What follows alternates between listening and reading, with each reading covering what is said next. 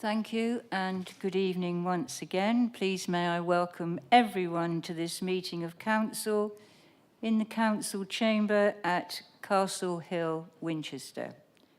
Welcome especially to members of the public who have submitted questions for Council and to those residents who have joined us this evening to present their petition. The first item of business this evening are the minutes of the previous meeting of Council.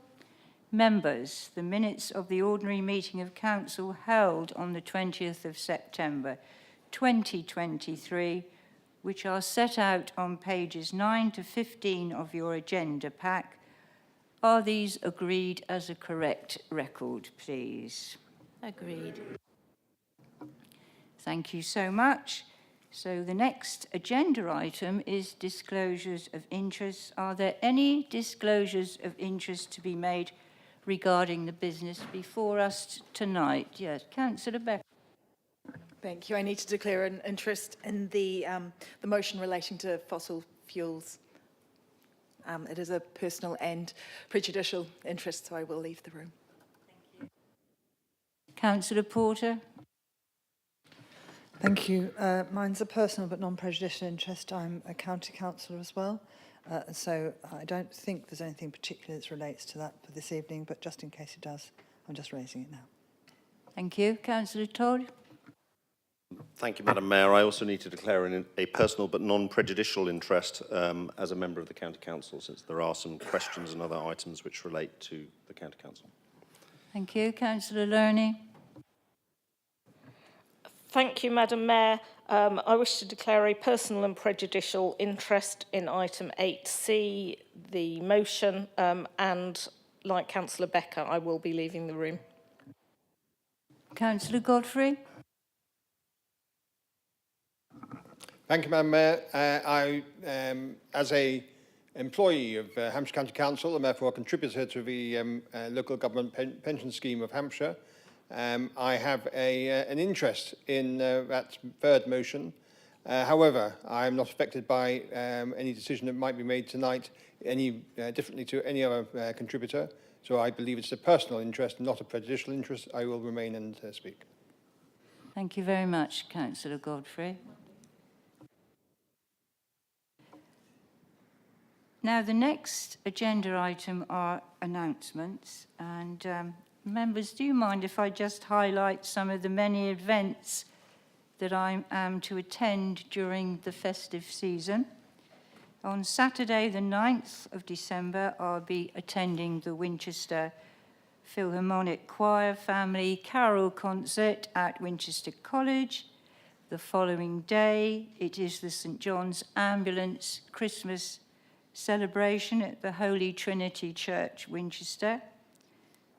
I will then be attending the St. Cross Trustee meeting and their Christmas lunch on Tuesday, the 12th of December, followed by an Advent supper hosted by the Bishop of Portsmouth on the 14th of December.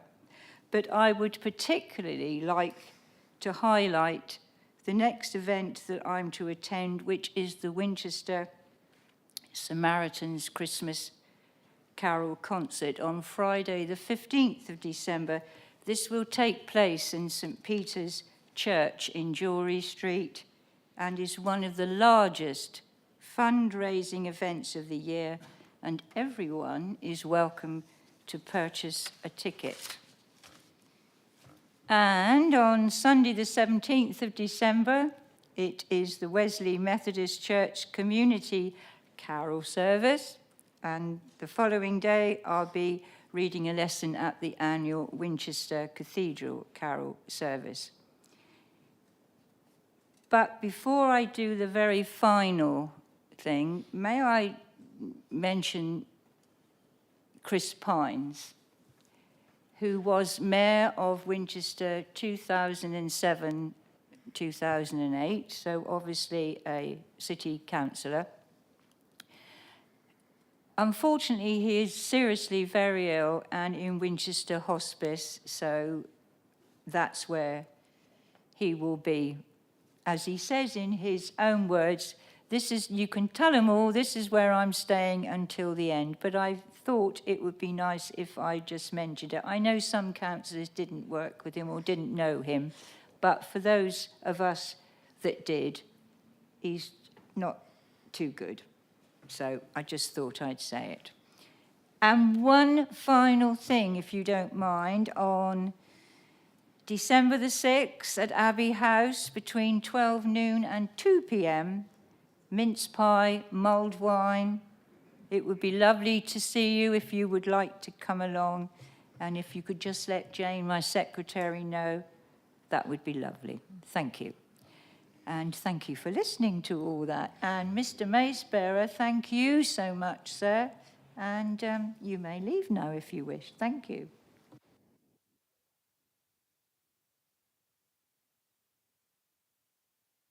So moving on, Chief Exec, do you have any announcements, please?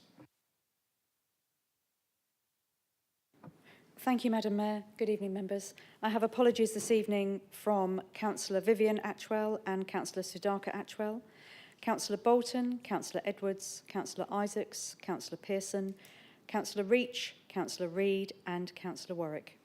Thank you, Madam Mayor. Thank you very much. The next agenda item is item 4.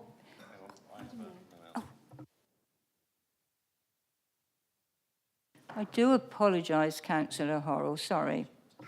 Madam Mayor, I'm sorry to interrupt, but on a point of order, I recognise that this evening there are a significant number of councillors unable to attend. And I know on my side that part of that is because we have moved the date and people have had other commitments. And I hope, Madam Mayor, that you will consider that in future consideration of moving dates, because to have virtually a quarter of our members missing this evening is, I think, unfortunate for all of us, and I hope that that can be noted. Thank you. Thank you, Councillor Horrell. Yep, duly noted. Thank you. Next agenda item is item...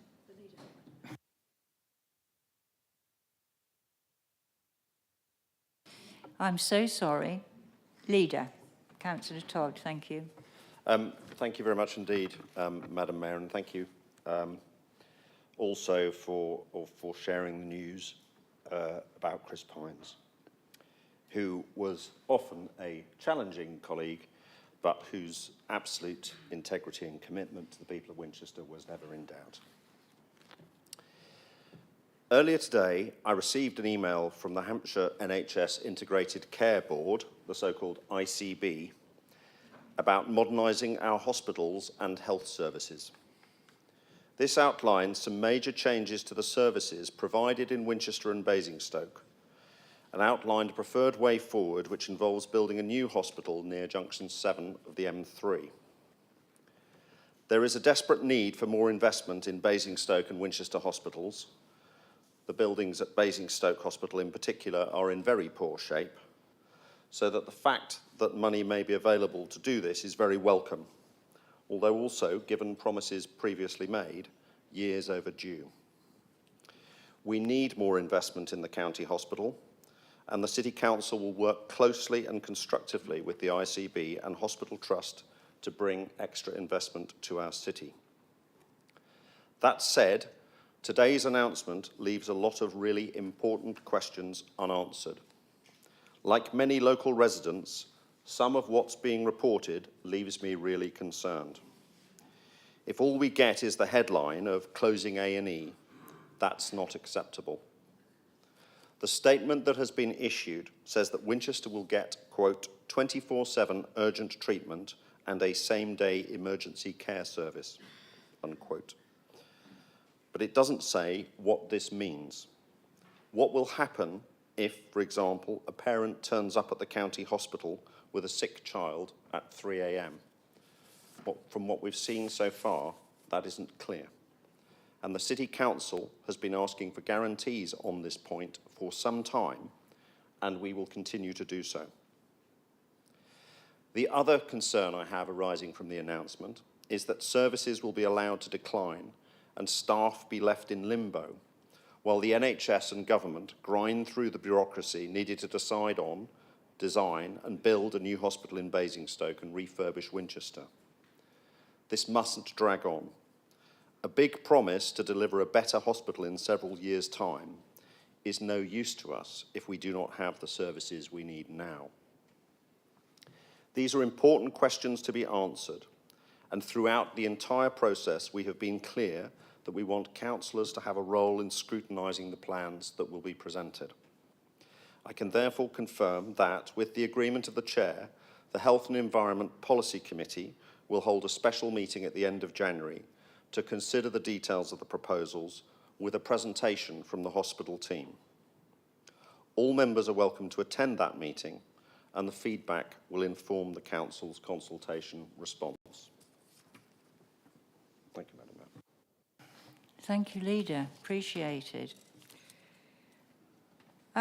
Next agenda item then is item 4, questions from members of the public. And welcome once again to members of the public who are here this evening and who have submitted questions for Council to answer. I understand that we have received one question for this evening's meeting, and the question received has been published on the Council's website. So please may I now call upon Patrick Davies. Good evening.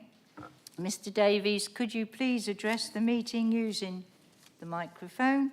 And a reminder that following the response given by the Cabinet member, you may ask for a supplementary question, which must arise directly out of the original question or the reply.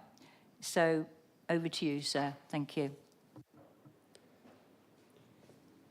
Thank you. Why, in the review of the Council's constitution, did a secret panel of councillors meet many times without any public notice or involvement?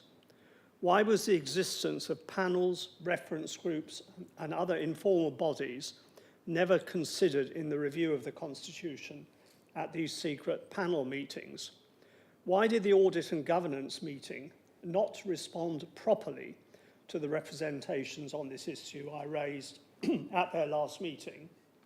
And how do the minor changes now suggested in the proposals before the Council today represent genuine and open public involvement in Council decision-making at the vital early discussions of important matters? Thank you, Mr. Davies. Will the Cabinet member please respond? Councillor Becker, thank you.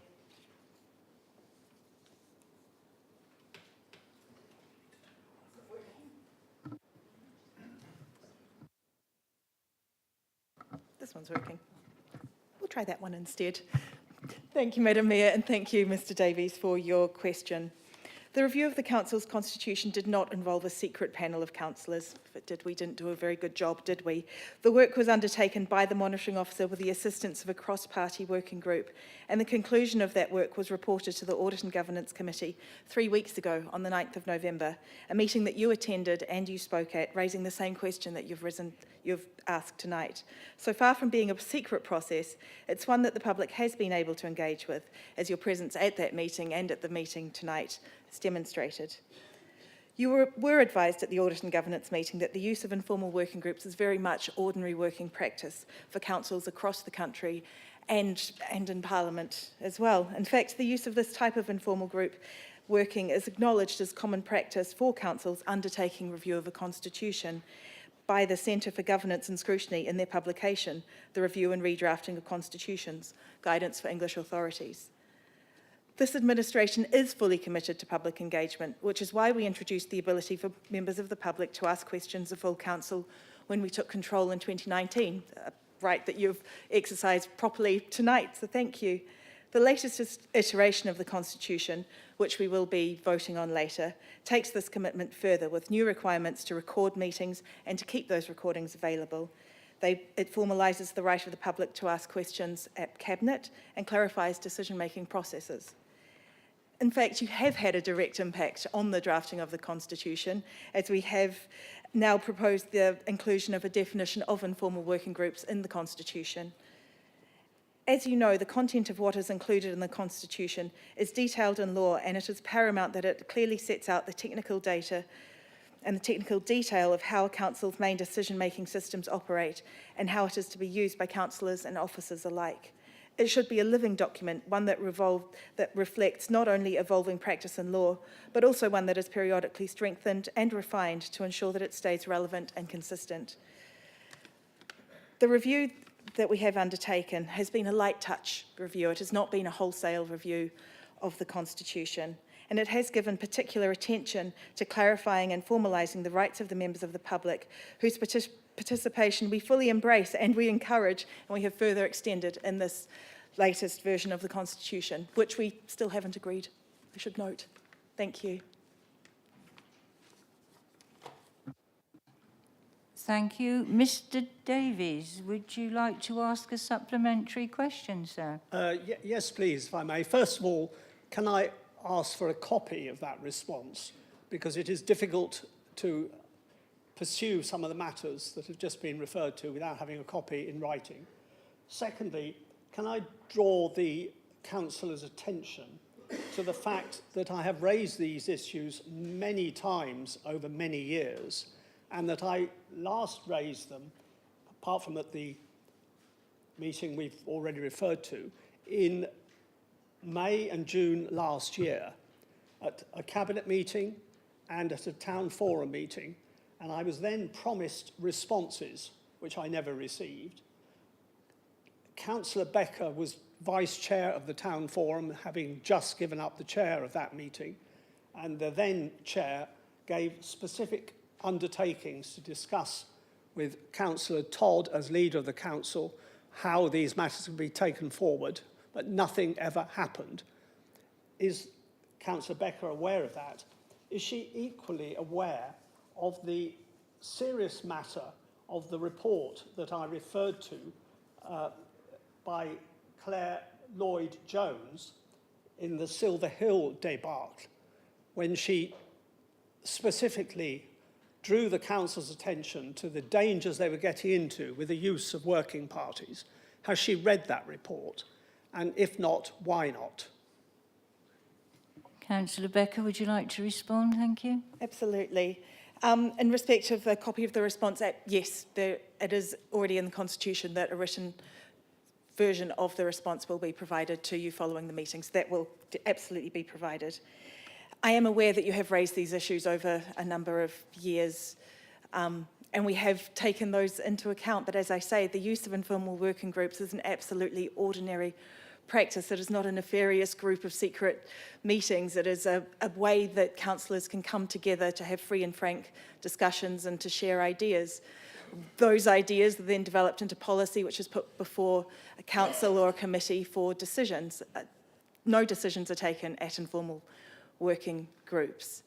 And in respect of the responses never being received, all I can do is apologise for that. We can look into what the questions were. We will have minutes of those meetings and the issues that you raised, and we can provide responses, but I expect the responses are going to be similar to what we have responded tonight. In respect of the Claire Lloyd-Jones report, yes, I have read it. It was probably in 2018, so a while ago now, but I can again just reiterate that informal working groups are an ordinary practice, and perhaps the difference between what was being undertaken at that point and being undertaken now is the clear distinction that absolutely no decisions are taken at informal working groups. Thank you.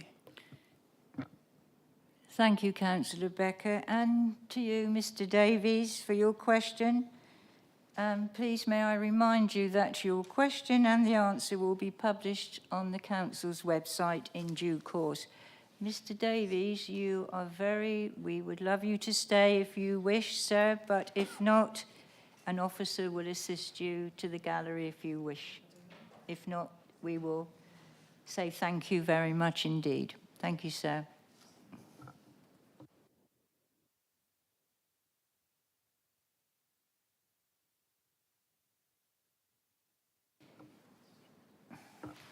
Agenda item 5 is petitions, and the petition before us this evening is as set out in the council agenda, and welcome to Mr. Dennis Gibson and to the chair of Winchester Community Choir, Mr. David Darcy Hughes, who I understand are to present their petition to council. Thank you both once again for coming this evening to speak on this item. I would remind you that you have 3 minutes to introduce your petition, the detail of which we have all read, and I understand that you will be sharing the time. So, if you're ready, would you please address the meeting using the microphone? Thank you so much. Thank you, Madam Mayor. My petition asks the council to reverse its decision to charge for overnight car parking in Winchester's Zone 1 car parks. Although this increased cost affects all aspects of Winchester's nighttime economy, I'm particularly interested in the impact on charity, community, and cultural activities in the city, because I've seen the impact on a community choir that I'm involved with. The choir is Winchester Community Choir. We rehearse in the United Church in Jury Street on Tuesday, and we put on 2 charity concerts each year. The new overnight parking charge adds a minimum of £60 a year to the cost of participating in our choir. That's another 50% on top of the membership subscription we charge to cover our costs. We agree that action is needed to reduce emissions in the city. However, the cost of your evening parking charge falls heavily on those least able to afford it and excludes them from participating in community activities. We don't think that you want that to happen any more than we do. Madam Mayor, we are a choir which engages a lot of Winchester people. We operate on a tight budget with charitable status, our object being to provide an accessible choir for the people of Winchester and to raise money for local charities. We have a good record for performing and fundraising and have donated more than £45,000 to local causes in recent years. COVID nearly finished us off, and we are clawing our way back, but it's hard work. The new overnight parking charge has rocked us and similar organisations back on our heels. We have already lost 2 long-standing members because of parking costs. We expect to lose more when members renew their subs. This term of 30 potential new members, 15 decided not to join, and parking costs were a factor, especially for those on tight budgets, students, pensioners, the unemployed. The free car parks are too far away for a majority of our members, many of whom are mature ladies. The volunteer permit will only benefit a handful of organisers, and the recent concessionary rate offered is only for 1 hour. We rehearse for 2. The charge has created a crisis for us and like organisations, and we urge you to rethink the policy and abolish the increase. If that is not possible due to financial constraints, can we not consider a discounted season ticket for frequent users who are members of not-for-profit organisations? Or why not start the charge at midnight, like they do in Manchester? That way you catch the overnighters, but spare the locals. We would be very willing to engage with council officers on these or other ideas. We're doing our little bit to keep our city alive after dark, but we need your help, please. Thank you. Thank you, Mr. Gibson and Mr. Darcy Hughes. May I ask you or invite you to please return to your seats, and I will invite the Cabinet member to respond to the matters raised, please.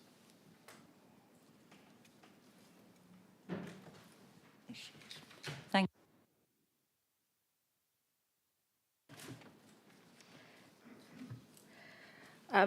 Thank you, Madam Mayor, and thank you for coming to speaking to us this evening.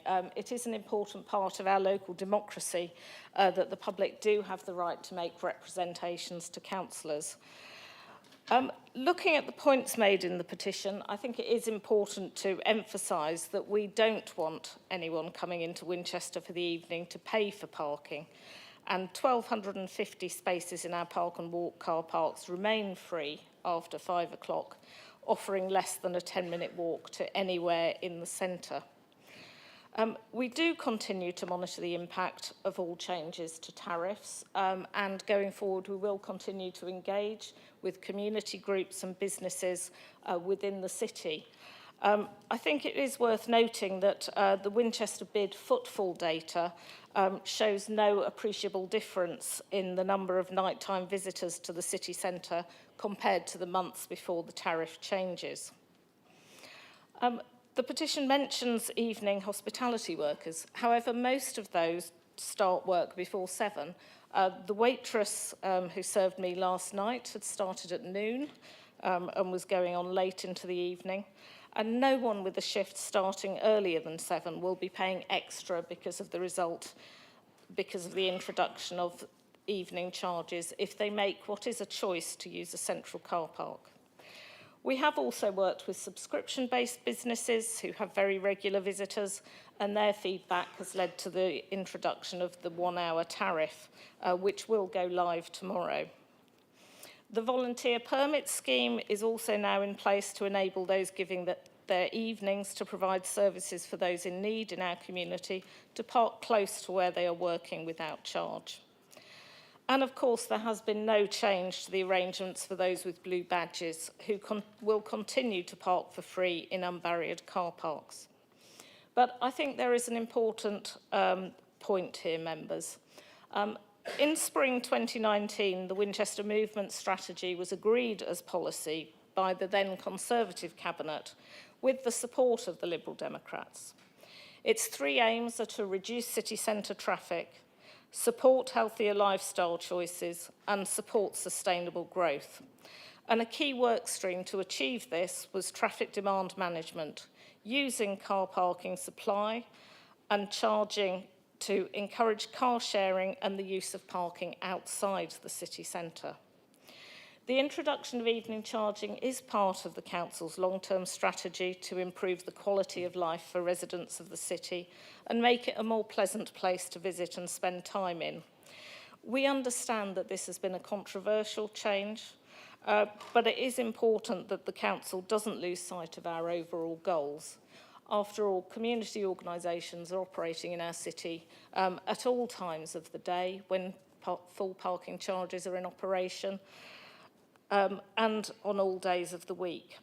And while it has been a difficult change, I think it is important that the Council doesn't lose sight of our overall goals, and I hope members do not support the action suggested. Thank you. Thank you, Councillor Lerney. There is now the opportunity for a general debate on the matters raised in the petition before I turn to the Cabinet member if she wishes to sum up. Do I have any debate? Councillor Rutter, thank you. Thank you, Madam Mayor. I too am a member of a community choir. It's the Wainfleet Singers, and we rehearse in Jury Street on Thursday evenings. And normally we would park in Tower Street and walk down. And there was a lot of consternation in my choir too when the parking charges came in. But I, as a member of the council, felt that I had to explain to them that actually there was plenty of free car parking not too far away, and started to demonstrate by parking myself at the cattle market. And in fact, it's literally 2 minutes longer to walk from the cattle market, and it's actually a more level walk back to Jury Street and to the United Church, particularly doing the return journey, because it's quite dark and narrow steps to get back up to Tower Street. So actually, I and my fellow choristers have got quite used to the new way of parking a bit further out. It's not been the problem that they thought it was going to be. So I do hope that your members will do the same. And I would like to encourage everybody to come along to the cathedral on the 9th of December for our next concert, which is going to be wonderful. And in fact, I should be there this evening rehearsing, but I'm here instead.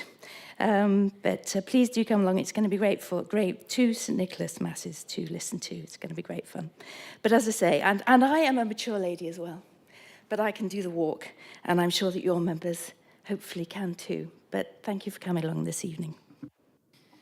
Thank you, Councillor Rutter. Councillor Godfrey, thank you. Madam Mayor, thank you. I too have given up my evening from where I should be at a rehearsal for Wizard of Oz, which is performing at Sutton Scotney next week. These new charges were introduced by papers that stated the tariff changes support growth in the visitor numbers to Winchester City Centre, whilst also limiting impact on air quality and carbon emissions due to trips around the one-way system. And decongesting the city centre in the evenings provides a more pleasant environment for city centre users during the evening, while also maintaining accessibility into the city centre whilst reducing emissions and improving air quality within the city centre. Because all these reasons are just so much flannel, with no basis to expect any such improvement, the only real reason that was given in these papers was the agreed evening charge has the potential to generate additional revenue. The impact on the businesses and residents of both the city centre and the rural villages seems to be significant, with many now choosing not to come into the city centre for meals out, events, activities, or religious adherence, both the evening and the early mornings. And this is all just to raise an unspecified amount of money for the council's coffers. The council has almost completely ignored the suggestions and feedback received in October and seems certain to ignore tonight's petition. I would invite the petitioners to consider using one of the excellent village halls around the district for their choir. Hire rates are lower than the city centre and parking is free. I have confirmed with the other members of the Conservative group that we will remove this overnight parking charges should we have the opportunity to form the administration of this council in the future. Thank you. Thank you, Councillor Godfrey. Any more councillors for debate, please? If not, I will close the debate. Oh, Councillor Todd, thank you. Thank you very much indeed, Madam Mayor, and thank you also to the community choir for their deputation this evening and for the contribution they make to our community. It is striking that when you look at the Air Quality Action Plan that was agreed under the previous administration, the first item it says, in order to improve air quality, the logic flow to was to increase pricing in the city centre, and that was agreed by the previous administration. So Councillor Godfrey may not believe that there is linkage now, but there was then when he voted it through. It is important to stress that we are absolutely committed to seeing our city centre thrive and have been closely watching to see what happens with footfall, what happens with vacancy rates, and how the city is doing overall.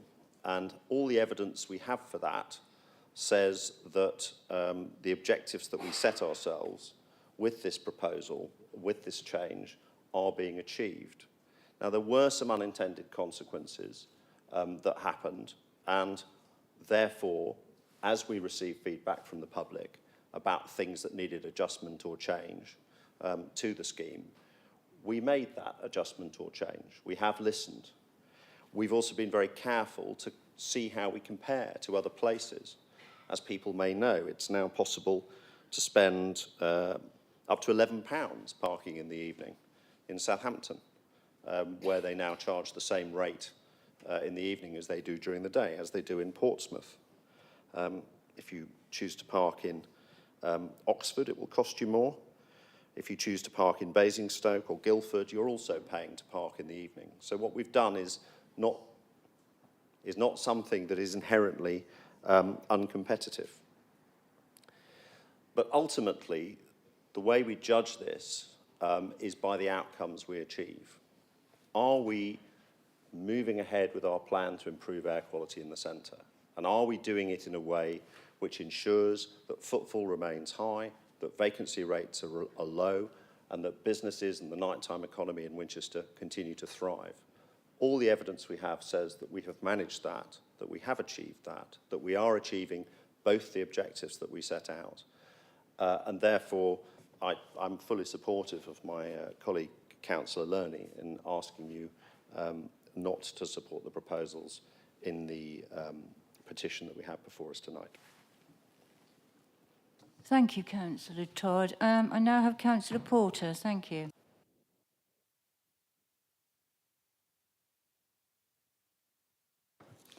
I'm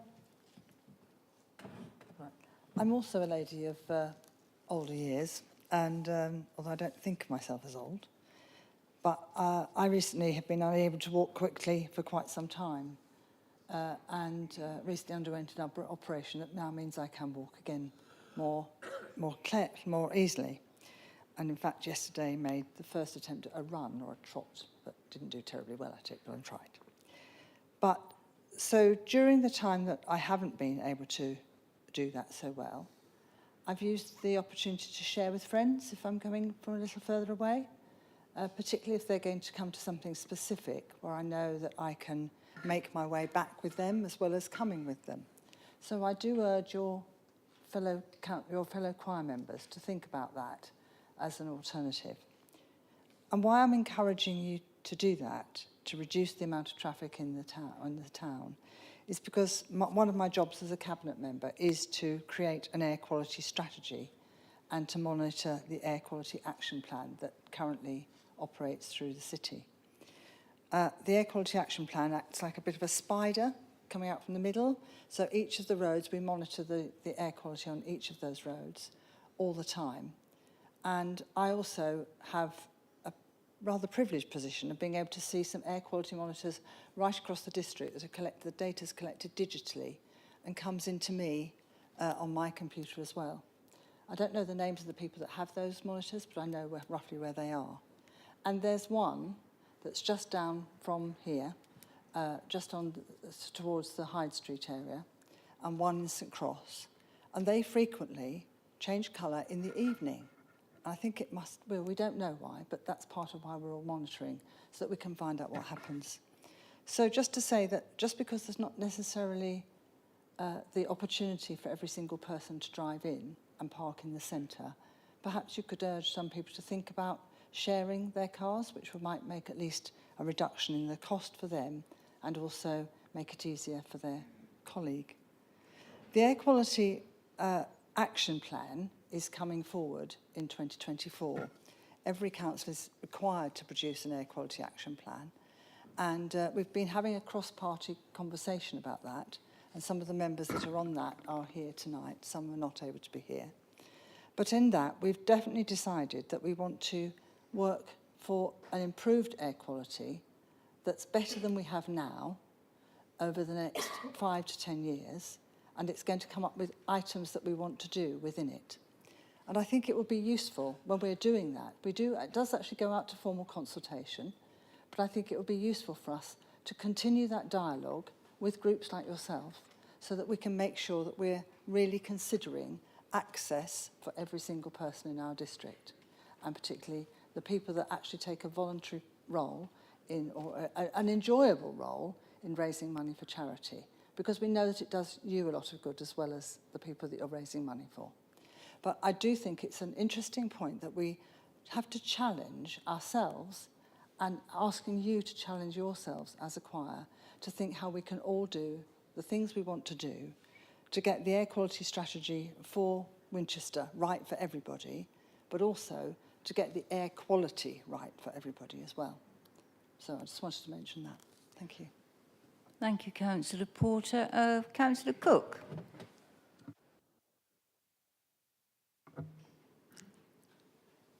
Thank you, Madam Chair and Madam Mayor. I agree with Councillor Porter about encouraging residents to, in fact, car share.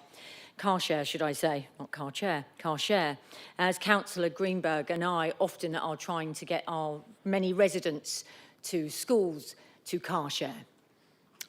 But the comment that was made by the leader of the council this evening refers to Guildford and their charges. Yes, Guildford do charge. I was contacted by a resident only a matter of days ago as they went to see Ruby Wax in one of the theatres up there. And they paid, after 6 o'clock of an evening, £1.50 for the duration of their evening. So may I suggest that perhaps the £3.30 that we're charging for the duration should be in fact lowered. Thank you very much. Thank you, Councillor Cook. Councillor Cremoson, thank you. I apologise, Councillor Tippett-Cooper. It's very flattering, Madam Mayor.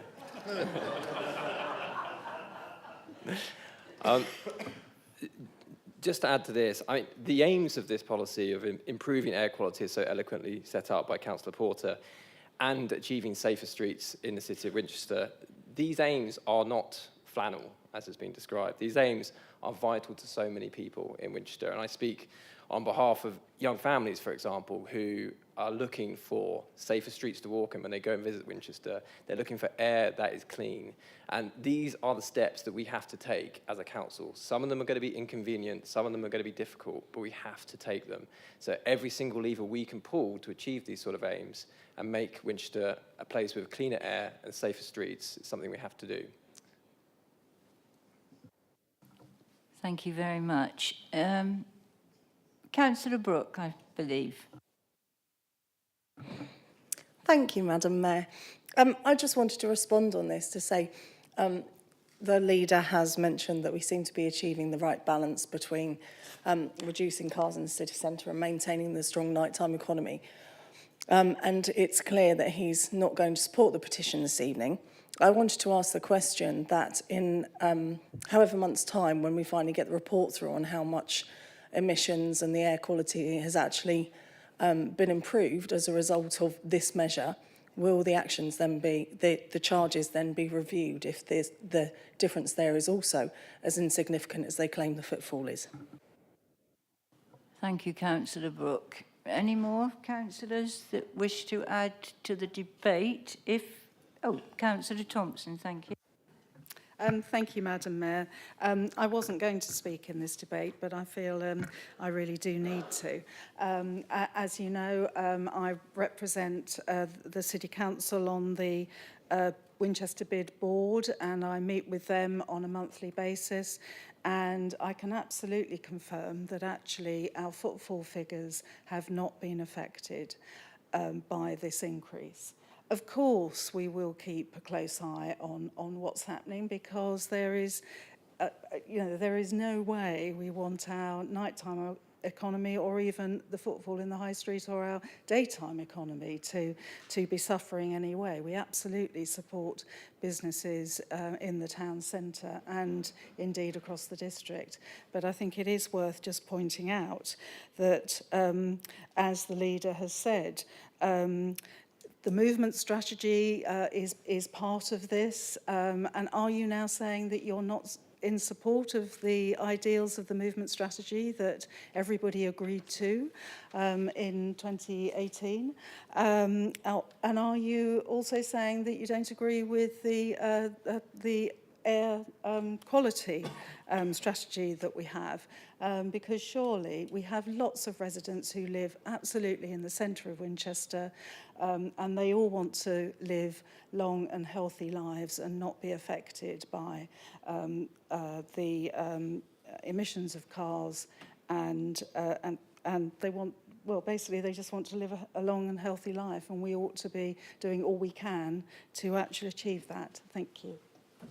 Thank you, Councillor Thompson. Councillor Kern, thank you. Thank you very much, Madam Mayor. I think those comments just made there, I think you'll find that we are very much in support of those policies, but I think it's the manner in which these actions are undertaken, because residents use these services, people come in and participate in these activities. If you come in once or twice a month, it's maybe not a problem, but if you're coming here and doing things in the centre week in, week out, day after day, there is a cumulative impact. And we really do need to think about our residents who come into Winchester regularly and use these services. Because yes, it may not have an effect on someone who may come and have dinner in Winchester once a month or every couple of months, but residents like the members of our choir here that use this service every single week are getting penalised. And of course, we do have to remember we aren't just a city centre council, we represent a district, and there are people that have to use a car and travel from further afield. And if you were to ask some of my relatives to walk an extra 10 minutes, A, they might not be able to, but also, as we know, sometimes our high streets aren't comfortable for some people to feel safe in the evenings, especially this time of year when it's dark and cold. So I think we do need to seriously consider this put before us this evening for the benefit of residents across the district, not just in the city centre. Thank you, Councillor Kern. Do I have any more? Yes. Councillor Wallace, thank you. Thank you, Madam Mayor. Supporting our communities should be central to everything that the council does. But that encompasses a range of things. It's whether that's working to improve air quality for everyone's health, tackling the climate and nature emergencies, to protect our futures, or supporting businesses to deliver a vibrant local economy. All of these are things that we are supporting, we should be supporting, but sometimes they don't always work together, and sometimes it is a bit of a balance. I think it's been a very good, informative debate tonight. I've heard a lot of good points made, and on balance, I will be, we'll be supporting the car parking charges. Thank you, Councillor Wallace. If there are no more questions or comments for debate, would I then ask Councillor Loney if you wish to sum up, please? Thank you. Thank you. Clearly this evening, Madam Mayor, we've heard arguments on both sides, and I think it is important to say that this is always a balance. It remains cheaper to park in the evening than it is to park for a similar period of time over the day. Indeed, it's cheaper in the evening to park than to get the bus into town, which I think is always worth remembering. We've heard footfall mentioned. Now, I'm reluctant to go into too much detail and rely on 1 month's footfall, because that very much does rely on weather and other factors, as we know. But certainly when we look at footfall earlier in the year, I've got some figures for evening footfall. So April, nearly 82,000 visitors in the evening. May, 77,000 visitors in the evening. But then when we come to the last couple of months, we have, again, September, nearly 83,000 evening visitors, and October, 86,000 evening visitors. So, as I say, while I wouldn't want to draw too much from a few months' data, and we obviously need wider comparisons, I think we can see that the evening charges are not making an impact on footfall. And going forward, we will be looking at what impact it has on the air quality. Certainly the evidence I see when I come in and out of town is that those edge of town car parks, particularly Chesil and the Cattle Market, are much busier than they have been before. So I think we are seeing the impact of the charges having the effect on behaviour that we want to see. In consequence, I would propose that members do not support the petition. Thank you, Madam Mayor. Thank you, Councillor Loney. Well, thank you for outlining how the council has responded to the matters raised in the petition, and I sincerely thank Mr Gibson and Mr Darcy Hughes for raising this issue this evening, and I thank councillors for their comments during debate. May I just query something with Mrs Evans before I continue? One moment.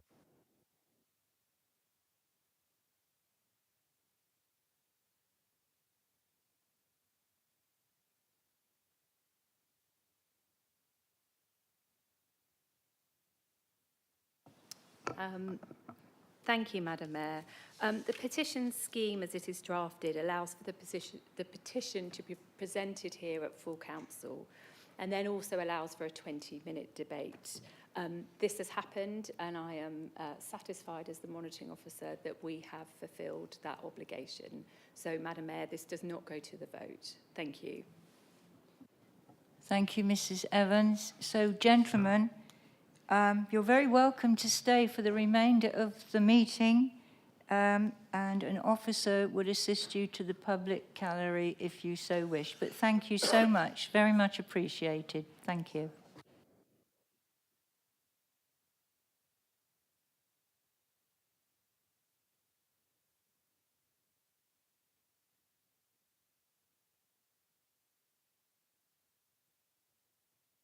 So, councillors, agenda item 6 is review of the Winchester City Council Constitution 2023. Mrs. Evans, would you please introduce? Thank you.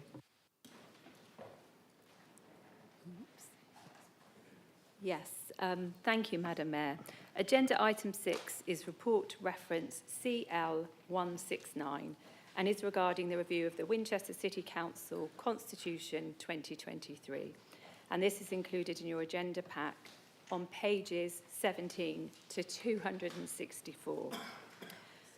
We've heard already, when we addressed the question from the member of the public, details of the review that took place. But the purpose of the review was to ensure that the Constitution remains fit for purpose, to ensure consistency between the various parts, to ensure it continues to meet its legal requirements, and the aim was to improve, where possible, the quality of the drafting so that it is clear and comprehensible. The Cross-Party Constitution Working Party assisted with this work. It was not in secret, but supported by the monitoring officer. Long, detailed and robust discussion took place. 11 meetings of the Working Party were held in total.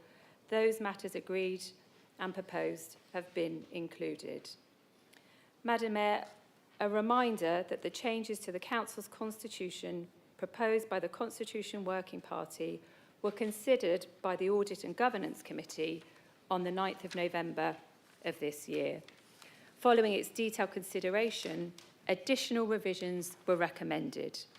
The Working Party duly convened once again on the 16th of November to discuss each of these in turn. For Council's information, the draft minutes of the Audit and Governance Committee are included as Appendix 1 to the report CL169 and can be found on pages 37 to 40. Madam Mayor, please note that Appendix 2 to the report CL169 will be found on pages 41 to 264, and this is inclusive of all of the detailed changes to the Constitution shown in highlights, which were agreed by the Working Party following its consultation and the Audit and Governance Committee. And these proposed changes are therefore recommended for the Council to approve. Members also have copies of the summary slides from last week's member briefing on their desk to assist and for reference. To conclude, the recommendations for Council to consider this evening are set out in the report CL169 on page 18 of your agenda pack and included on the agenda on page 2. The report's recommendations in summary are for Council to note the comments of the Audit and Governance Committee, adopt proposed amendments to the Council's constitution, and to authorise the monitoring officer to make any further changes in relation to formatting, numbering, or any changes consequential or incidental to the intentions of full Council this evening. Thank you, Mrs. Evans. Councillor Becker, would you move the recommendations in report CL169, please? Thank you, and now the mic works. Thank you, Madam Mayor. Councillor Todd will be seconding this report. I'm very proud to be proposing the adoption of the latest version of this Council's constitution, which is before all of you tonight. This is not a political proposal. This revised constitution is the result of many, as we know, many hours of work by the cross-party working group, together with the monitoring officer, who have been dedicated to preparing a constitution that works for all parties, all councillors and all officers. The informal working group was charged with carrying out a light touch review, and the proposed constitution builds upon the previous version of the constitution adopted in 2018 and amended by this administration in 2019 when public questions were introduced. We've built upon that tradition of transparency in this version of the constitution, as a constitution is a living document. It's not something that is preserved in aspic. It is something that must move with the times. So while this has been a light touch review, there have been some important changes proposed that I hope you will all support tonight. These include changes to meet amended legal requirements, changes to make the document easier to read and to be understood, and to improve the ability of the public to engage with this council. The amended constitution before you tonight includes an introduction of a requirement, as I've already alluded to, that formal meetings of the council will be recorded and that the recordings are kept and made available to the public after the meeting. So that will formalise what we currently do. This is in contrast to what is now happening at Hampshire County Council. The proposed constitution also will confirm rights for local people to ask questions or to speak at cabinet meetings. Again, while this has been a matter of practice, it will now be enshrined within the constitution, ensuring that those rights are protected. The proposed constitution also sets out a much clearer process for determining where scrutiny will take place of reports and for decision making, so that everybody, councillors, the public and officers, can better understand how papers and decisions can track through the council decision making process. There is also a new requirement for annual reporting back from appointments to outside bodies such as the South Downs National Park Authority and PUSH, so that when people are appointed to these really important outside bodies, we can ask questions of them and we can hear back on the work that they are engaging in. I can see Councillor Pett nodding. Very good, thank you. This is a requirement that all parties agreed from the outset of the cross-party working group was necessary. These and all the other proposed revisions have been discussed within groups and at audit and governance and at an all-member briefing. So I hope that you are all familiar with the changes that have been proposed. They're also, as Mrs. Evans has said, in the slides, and they're set out from paragraph 13 of the report. The cross-party working group has been committed to delivering to this council a version of the constitution that works for everybody. This has involved healthy debate and a little give and take in negotiation, as is inevitable. This may mean that there are aspects that you wish were drafted differently or provided for something else. That is, as I say, inevitable and unavoidable. But overall, I hope that you can support the constitution as it is the result of a lot of working and is endorsed by the cross-party working group. So I formally propose the paper, Madam Mayor. Thank you, Councillor Becker. I'm so sorry, but did you say Councillor Todd? I did. Thank you. So, Councillor Todd, do you wish to reserve your yes, right Madam. to speak? Yes, Madam Mayor. Thank you so much. So, members, with regard to how I propose to deal with this agenda item, I suggest that we group the various articles and the parts of the Constitution together. A reminder that these start on page 59 in your agenda pack. So I will take questions on each of these groupings and then reserve debate on the entire proposal before us until the very end. So please, can I... Yes, Councillor Brooke. Thank you, Madam Mayor. I wanted to propose, because this has had a thorough airing at the Audit and Governance meeting where the discussion of this went on for several hours, and it has been a cross-party working group. So all sides have taken part in this consultation. I wondered if I could propose that we move straight to a vote unless anybody particularly objects. Well, she's taken the wind out of my sails, but... Thank you, Councillor Brooke. But I can see some people. Councillor Power, I think you might have a comment on that. I would actually like to second that proposal, Madam Mayor. Anybody object? Well,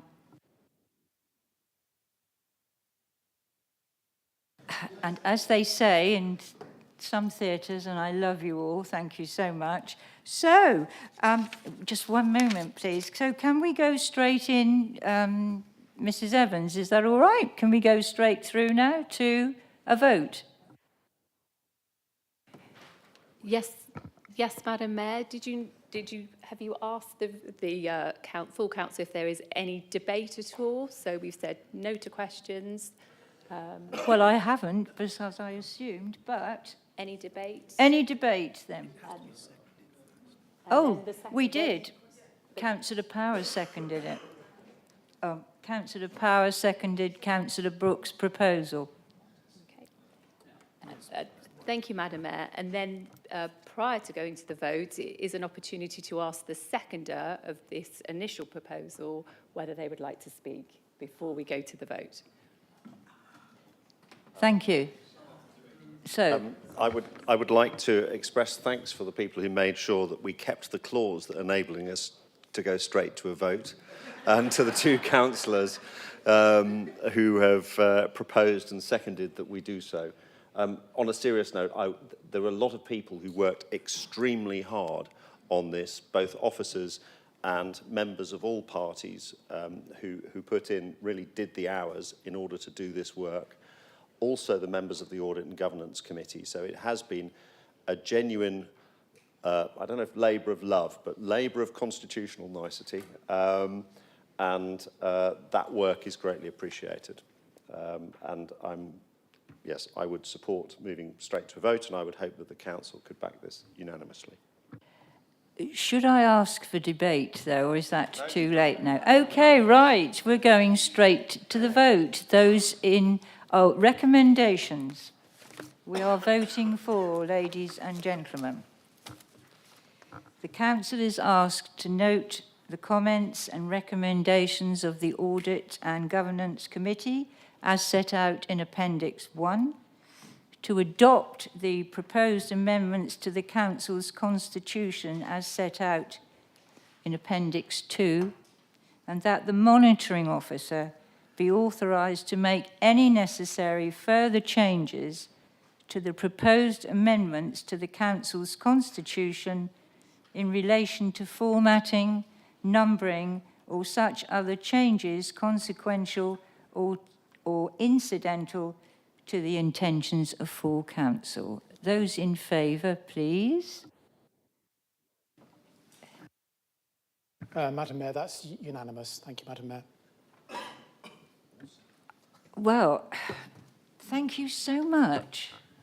Well done, guys and girls. And may I just add to all of you, because being mayor, I don't sit on committees, as you know, but I know you've all worked jolly hard on this constitution. So may I personally thank you, Councillor Becker, and all of you, Audit, all sorts of committees. Thank you so much. And I appreciate, Councillor Brooke, you standing up this evening and proposing that. And for a seconder, thank you so much. Now, I just have to check to see where we move to next, ladies and gentlemen.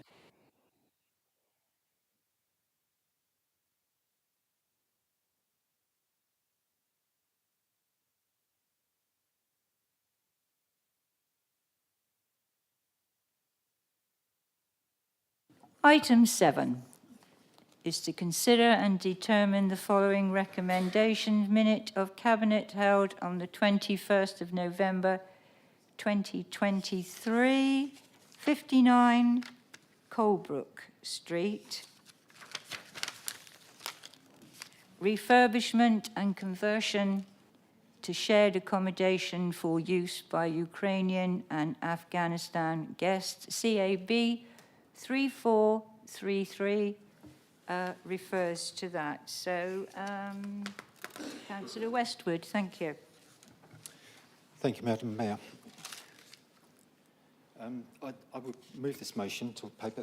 Councillor Ernie will be seconding. Oh, thank you. Thank you. The Cabinet recommendation before us is for a capital budget of £610,000 to refurbish 59 Colebrook Street to provide temporary homeless accommodation funded by a £250,000 grant from Hampshire County Council a £206,000 grant from the Local Authority Housing Fund, and £154,000 of prudential borrowing. The background to this request is summarised as follows. The Cabinet recommendation supports the proposal to bring back into use 59 Colbrook Street, a property that is round the corner from Winchester Council City Council offices, but is currently empty and not in use, to provide temporary accommodation for guests on various government resettlement schemes. We're seeing from other authorities an ever-increasing demand for temporary accommodation. 59 Colbrook Street has been identified to meet the need for temporary accommodation, and it would be one of 2 units of temporary accommodation that we need to procure under the government's Local Authority Housing Fund. The property is in a good central location to enable access to training and employment and is near all necessary transport links. Single households make up the largest number of homes for the Ukrainian cohort in the district of Winchester, and it's expected that the council's use for this property will be predominantly for Ukrainians. Winchester currently has 62 single Ukrainian households with hosts, so this project is both timely and likely to be needed. The property would enable individuals on the resettlement schemes to live alongside each other, providing support and assisting with the continuing integration into our community. The council's resettlement team would continue to support the occupants of this property during their residence there. Once the property is not needed for households on the resettlement scheme, it can be used for general temporary accommodation within the council's stock. Funding for the conversion is therefore from the following sources: £250,000 from the Hampshire County Council Homes for Ukraine Fund, £206,000 from the Local Authority Housing Fund Round 2 funding, and £154,000 from prudential borrowing. To comply with the Local Authority Housing Fund terms, we must be in contract by the 29th of March 2024. This is sound investment that can help with short-term pressures and can be of real value in the longer term. I hope we can all support this. Thank you. Thank you, Councillor Westwood. Councillor Lurney, as seconder, do you wish to reserve your right to speak? Yes, please, Madam Mayor. Thank you. So we will now move into questions, ladies and gentlemen.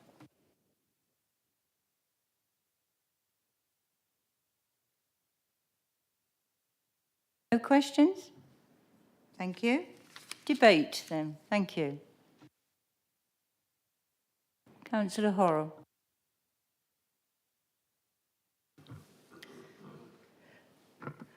Madam Mayor, thank you for allowing me to speak. And we have discussed this paper at Cabinet already, and several of us have already contributed to that discussion. And I think it's admirable that we want to add additional accommodation to help our Ukrainian and Afghan guests in the area.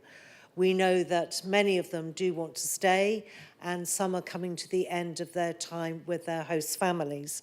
And although the government have now confirmed that there will be additional funding for host families, there will be a time when individuals wish to make their own way in their own accommodation. And this is a great chance for us to do that.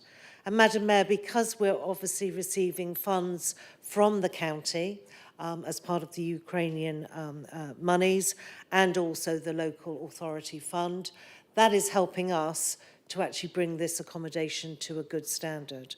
And I hope, therefore, that we can all support a really positive move to add to our accommodation. We're doing a jolly good job in actually getting additional homes for our Ukrainian guests and onwards in the future for residents of the district. And I think it's a positive chance for all of us to get behind this and say, yes, this is a good thing to do with that investment and make that accommodation available. Thank you, Madam Mayor. Thank you, Councillor Horrell. Anyone else for debate, please? Then may I ask Councillor Lurney if you reserve your right to speak. Thank you. Thank you, Madam Mayor.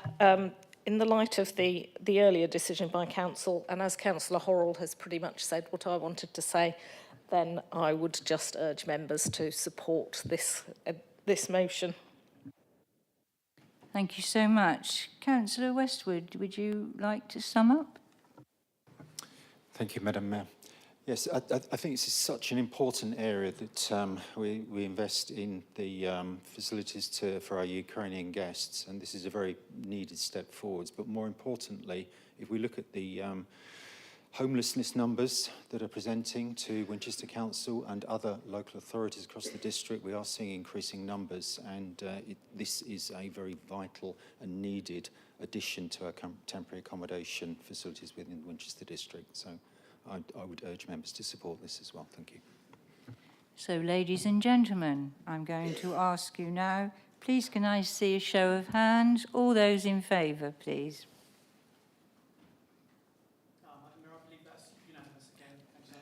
Thank you so much. Thank you.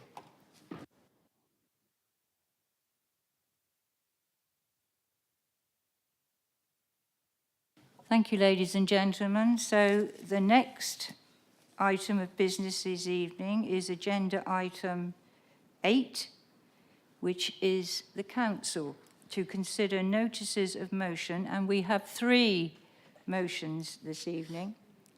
The agenda sets out the first of this evening's motions, which is to be moved by Councillor Batho.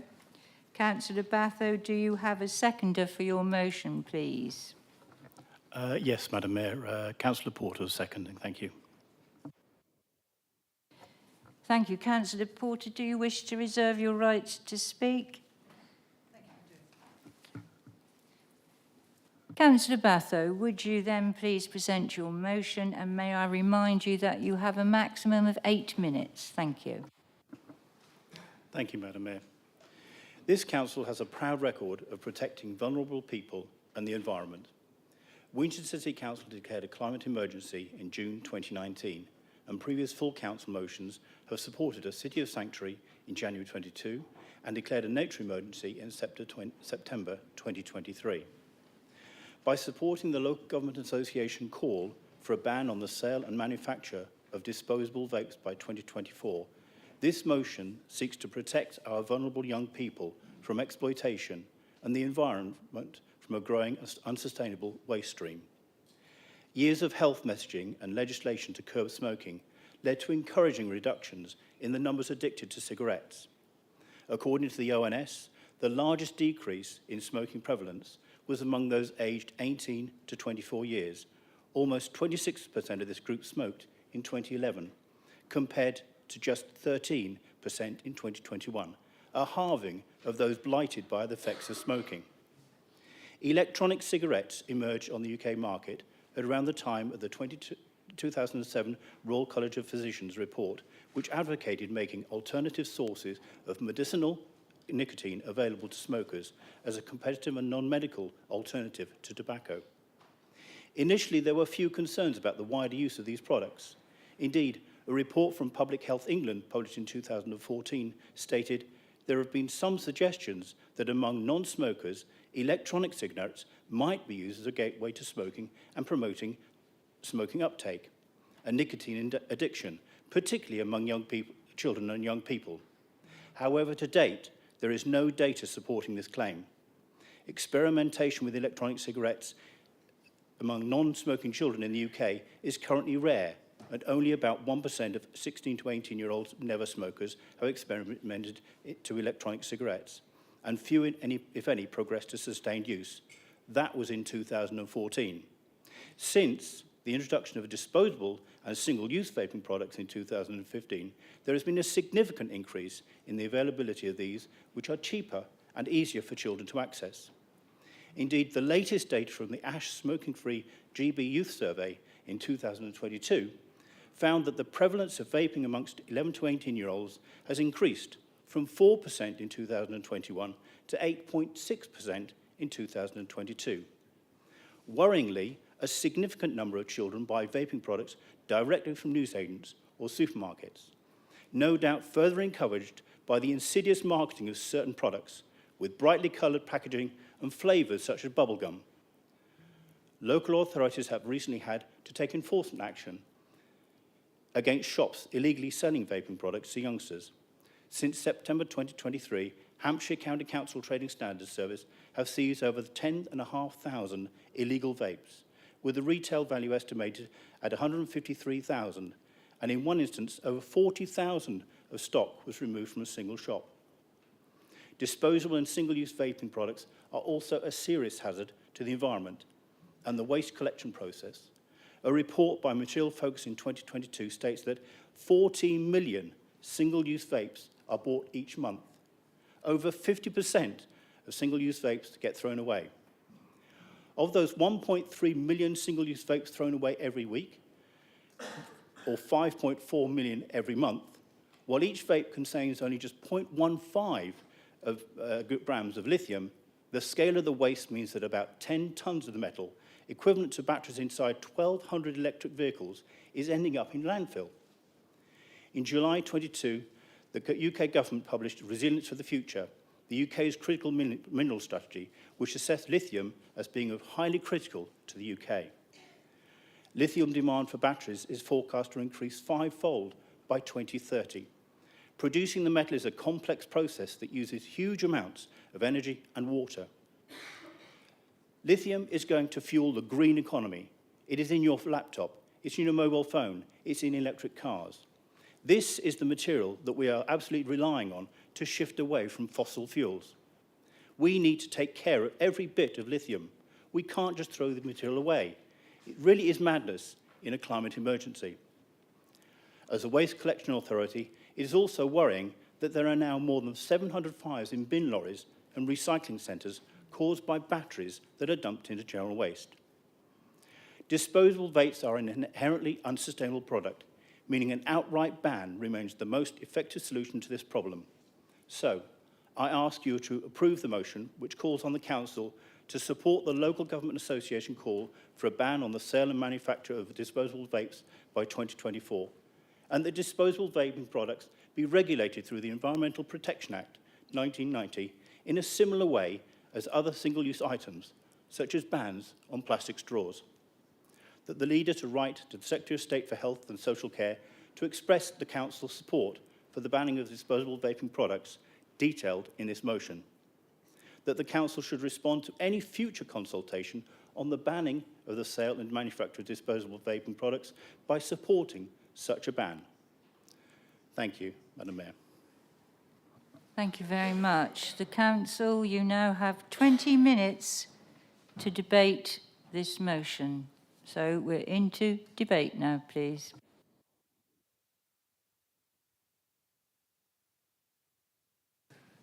No debate?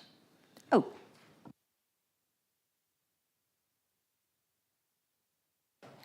Councillor Prest, thank you. Thank you, Madam Mayor. I just wanted to speak on this as the father of 4 children aged 15 up to 21. 3 of whom I know vape. They don't know that I know, they think I don't know, but I do. And I have to say, it breaks my heart slightly. It doesn't break my heart because they do it, because I grew up as a teenager smoking cigarettes because it was a cool thing to do. What breaks my heart is that as a society, we continue to put things in front of young people that are detrimental to their lives, and we still don't know what the effect is going to be when they grow up later on. And I see them, if they have a virus, if they have a chest infection and they're vaping at the same time, that gets markedly worse. So I understand that it's good for adults to wean them off cigarettes, but in particular, when I walk down Winchester High Street and I see that the busiest store is the vape shop, which ironically is right next to Holland & Barrett Health Store, that breaks my heart as well. And I wholeheartedly support this motion. I would urge it to go further, frankly, in calling for a ban on almost all vape products. But I think this start point, especially with matters of the environment, is a very good place to be. Thank you very much, Councillor Prest. Councillor Brooke. Thank you, Madam Mayor, and thank you, Councillor Batho, for that introduction. I just wanted to highlight the statistics where the incidence of smoking in 2021 had halved down to 13%. But that doesn't focus on the fact that children had replaced that quite merrily with nitrous oxide canisters, which we found as a blight in our environments.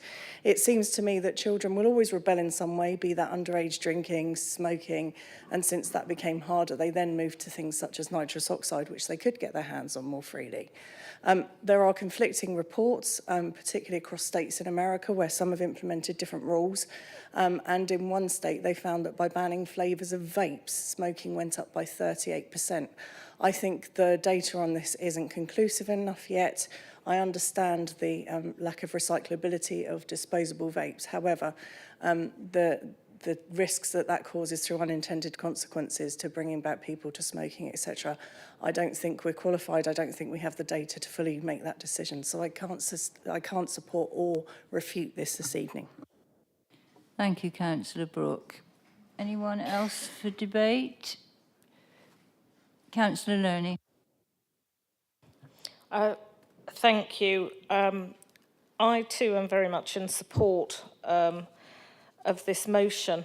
As the governor of a primary school, I take a strong interest in young people and their health. And certainly what I've seen in my local area is that whereas the incidence of children with cigarettes a number of years ago had virtually disappeared, you know, you weren't going into the playgrounds and seeing kids smoking even 5 years ago to the extent they had 10 years before. What I am now seeing when I go in my local playgrounds is 10 9-year-olds with these vapes. They are far too cheap, they're far too easy to get hold of, and we know that they do cause damage to lungs that are just forming. And while that might be better than the damage kids were doing to themselves with cigarettes previously, vaping is so much easier, it's so much more attractive, and we have to take a handle on this and try and make it much harder for children to get hold of them. So I'm in strong support of this. Thank you, Councillor Loney. I do not see any more hands, so Councillor Porter, would you like to speak now as seconder? Thank you. Thank you, and I wasn't expecting such an easy job in summing up. However, I think all the points that have been made are very relevant, and Councillor Prest has pointed out something that I think a lot of parents feel. They think their children don't know, but they do know. And so as a result, when they do buy this disposable vape, they are just chucking it in a bin when they finish with it. And so the point about Councillor Batho's comments were, although yes, we're very, very upset and worried about children vaping, this is about the principle of a disposable vape. So this is about the principle that vapes are able to be thrown away without a second thought at the end of their use. And that's what we're saying, that we've made huge efforts in this country with plastic bags, plastic straws, and now we're saying it's fine to throw away a little thing that's made of plastic with a little bit of metal and some lithium in it, and it's fine. And I think that's the key issue about this tonight. Councillor Brooke, I'm very sympathetic with the point that you've made. In fact, we're finding now, scarily, that children are taking to cannabis because the NO2 isn't available, and what that's doing to young minds is a grave concern to me, and I know it is to you as well. So I am sympathetic about that, and we realise that young people rebelling is part of society. And I heard recently of a child who didn't want to go on a school bus because everybody else in that school bus was vaping, and that is appalling.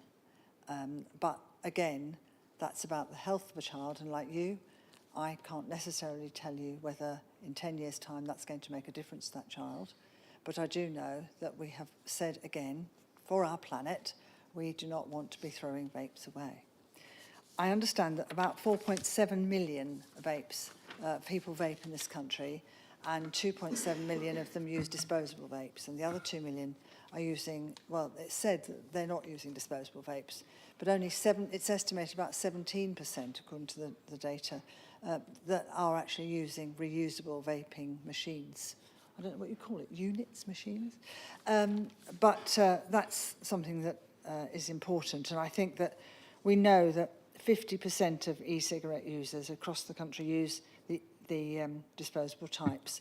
And that includes a huge number of 18 to 24-year-olds who have taken up smoking vapes. So the health benefits to adults who already smoke and turn instead to vaping products has been proven. And I've heard the Director of Public Health say exactly that.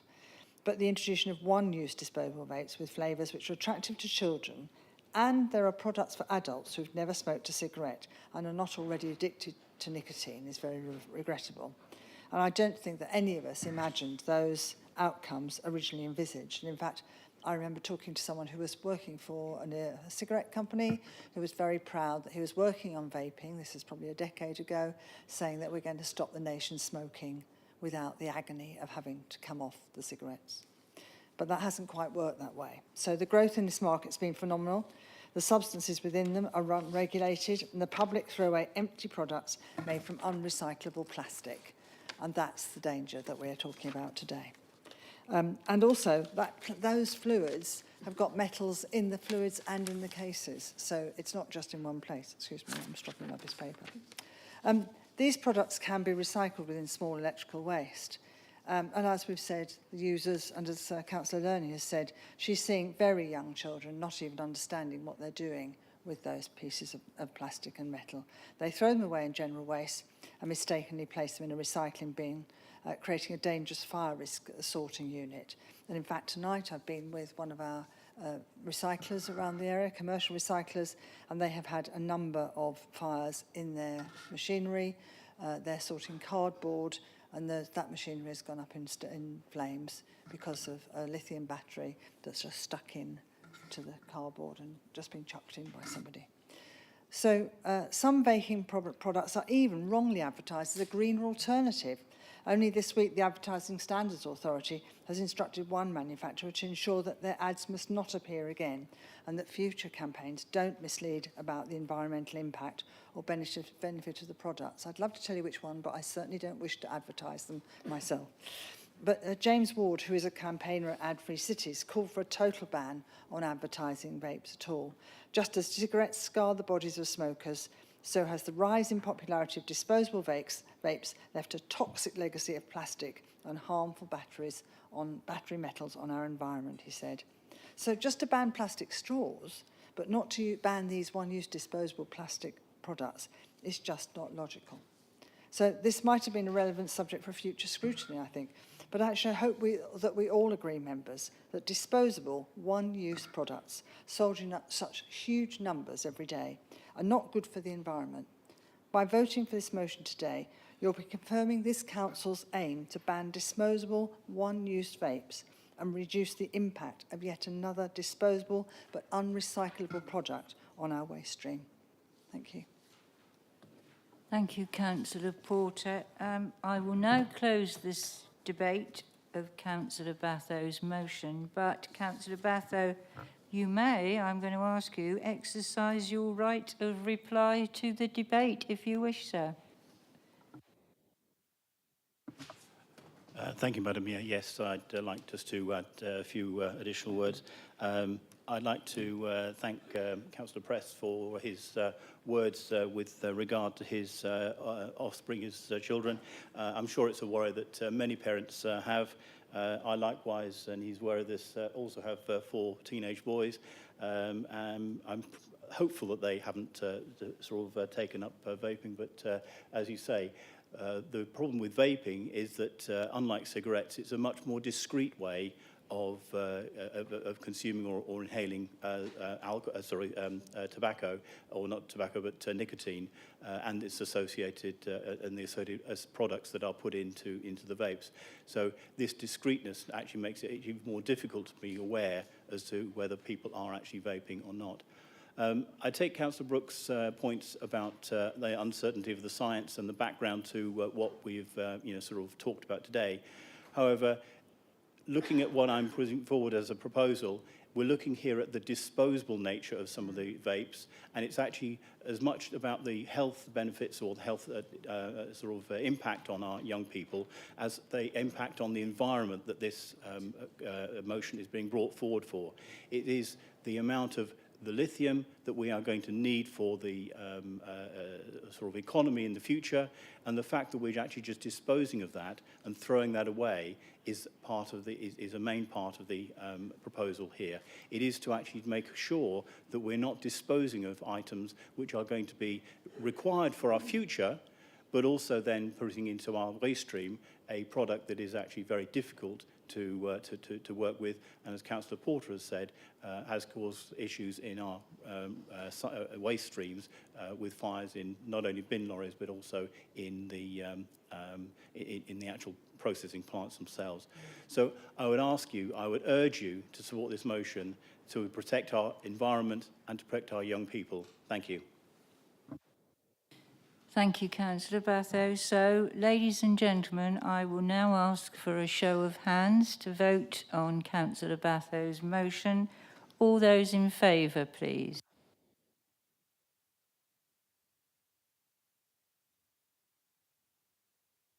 No, if you would count those, please, Mr. Blake.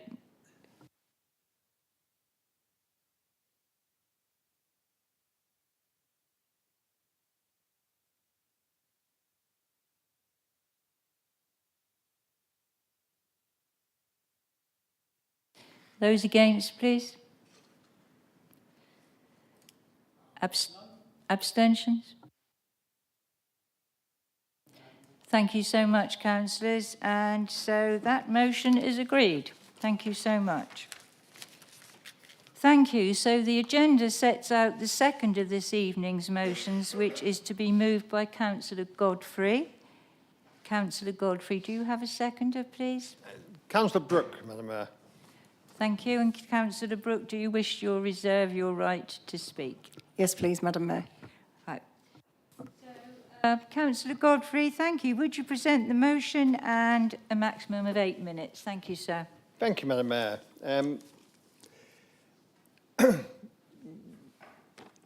The Carbon Neutrality Action Plan has been moving along for the last 4 years.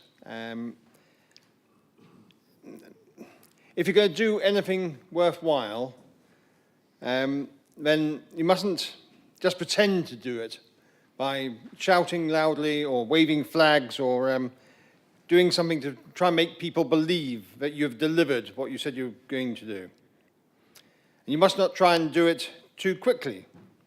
There's only one way to eat an elephant, they say, one bite at a time. And here we are, just 16 months away from the administration's self-imposed target to make the council carbon neutral, and just another 6 years before the whole district has to be carbon neutral, with so much more still to be done to substantially reduce Winchester's carbon output. As an example, by paying a firm to only feed renewable electricity into the national grid, does virtually nothing for Winchester to reduce the amount of carbon produced every time a light is turned on in a Winchester City Council building. With so little of the action plan delivered, there is a very real danger that the carbon neutrality goal can only be achieved by 2030 by using the smoke and mirrors tactic of offsetting outside the district. I believe that more must be done in Winchester to reduce the impact of climate change. Reducing carbon emitted in Winchester is an important element of that mission. The plans being worked up in the next year for a larger scale renewable energy project within the district should fit this model, assuming that the project will deliver a genuine reduction in carbon emissions. Now, while the administration will claim to have no plans to spend taxpayers' monies on schemes outside the district, the CNAP briefings have made it clear that offsetting Winchester's carbon and other greenhouse gas emissions is an inevitable and a very expensive option. This motion asks the Council to commit to meeting Winchester's commitments within Winchester and not to spend money outside the district to achieve a self-imposed political goal. Buying carbon credits of any type may help the Council meet short-term emission reduction targets more quickly by investing in renewable energy schemes elsewhere, but does not improve the environment in Winchester. In fact, it allows Winchester to continue to emit pollutants and prevent our community from becoming sustainable and resilient. Residents will become sceptical, thinking that the council lacks the courage of its convictions. This council must not play games with the environment. We must reduce carbon emissions in Winchester and not pay others to do what we are not willing or able to do. We must consume our own smoke, literally. Similarly, we must not be doing something sustainable here in Winchester, such as insulating more houses, only to allow somewhere else to emit more carbon by trading carbon emissions.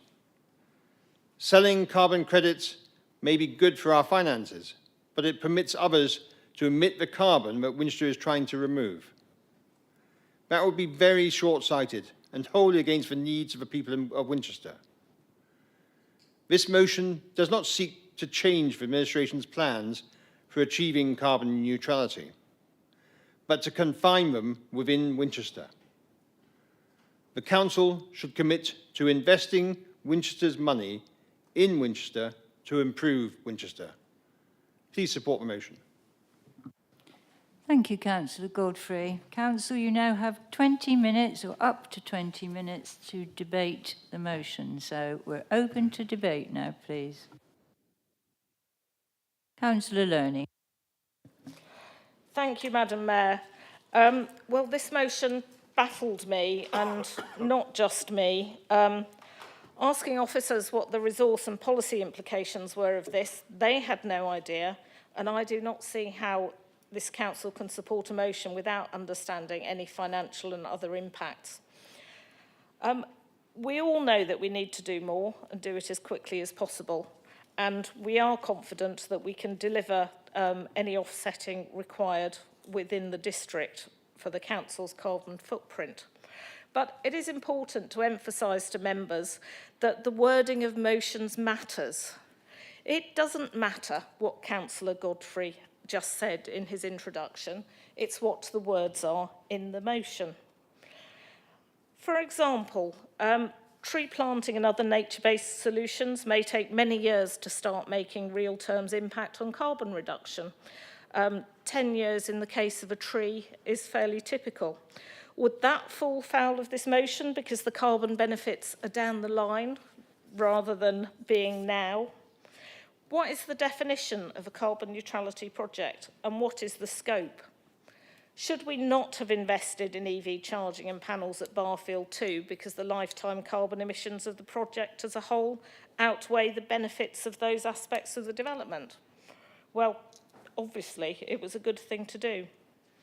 Things like energy monitoring help bring down carbon emissions through better management, but what those carbon savings might be are uncertain until the monitoring takes place.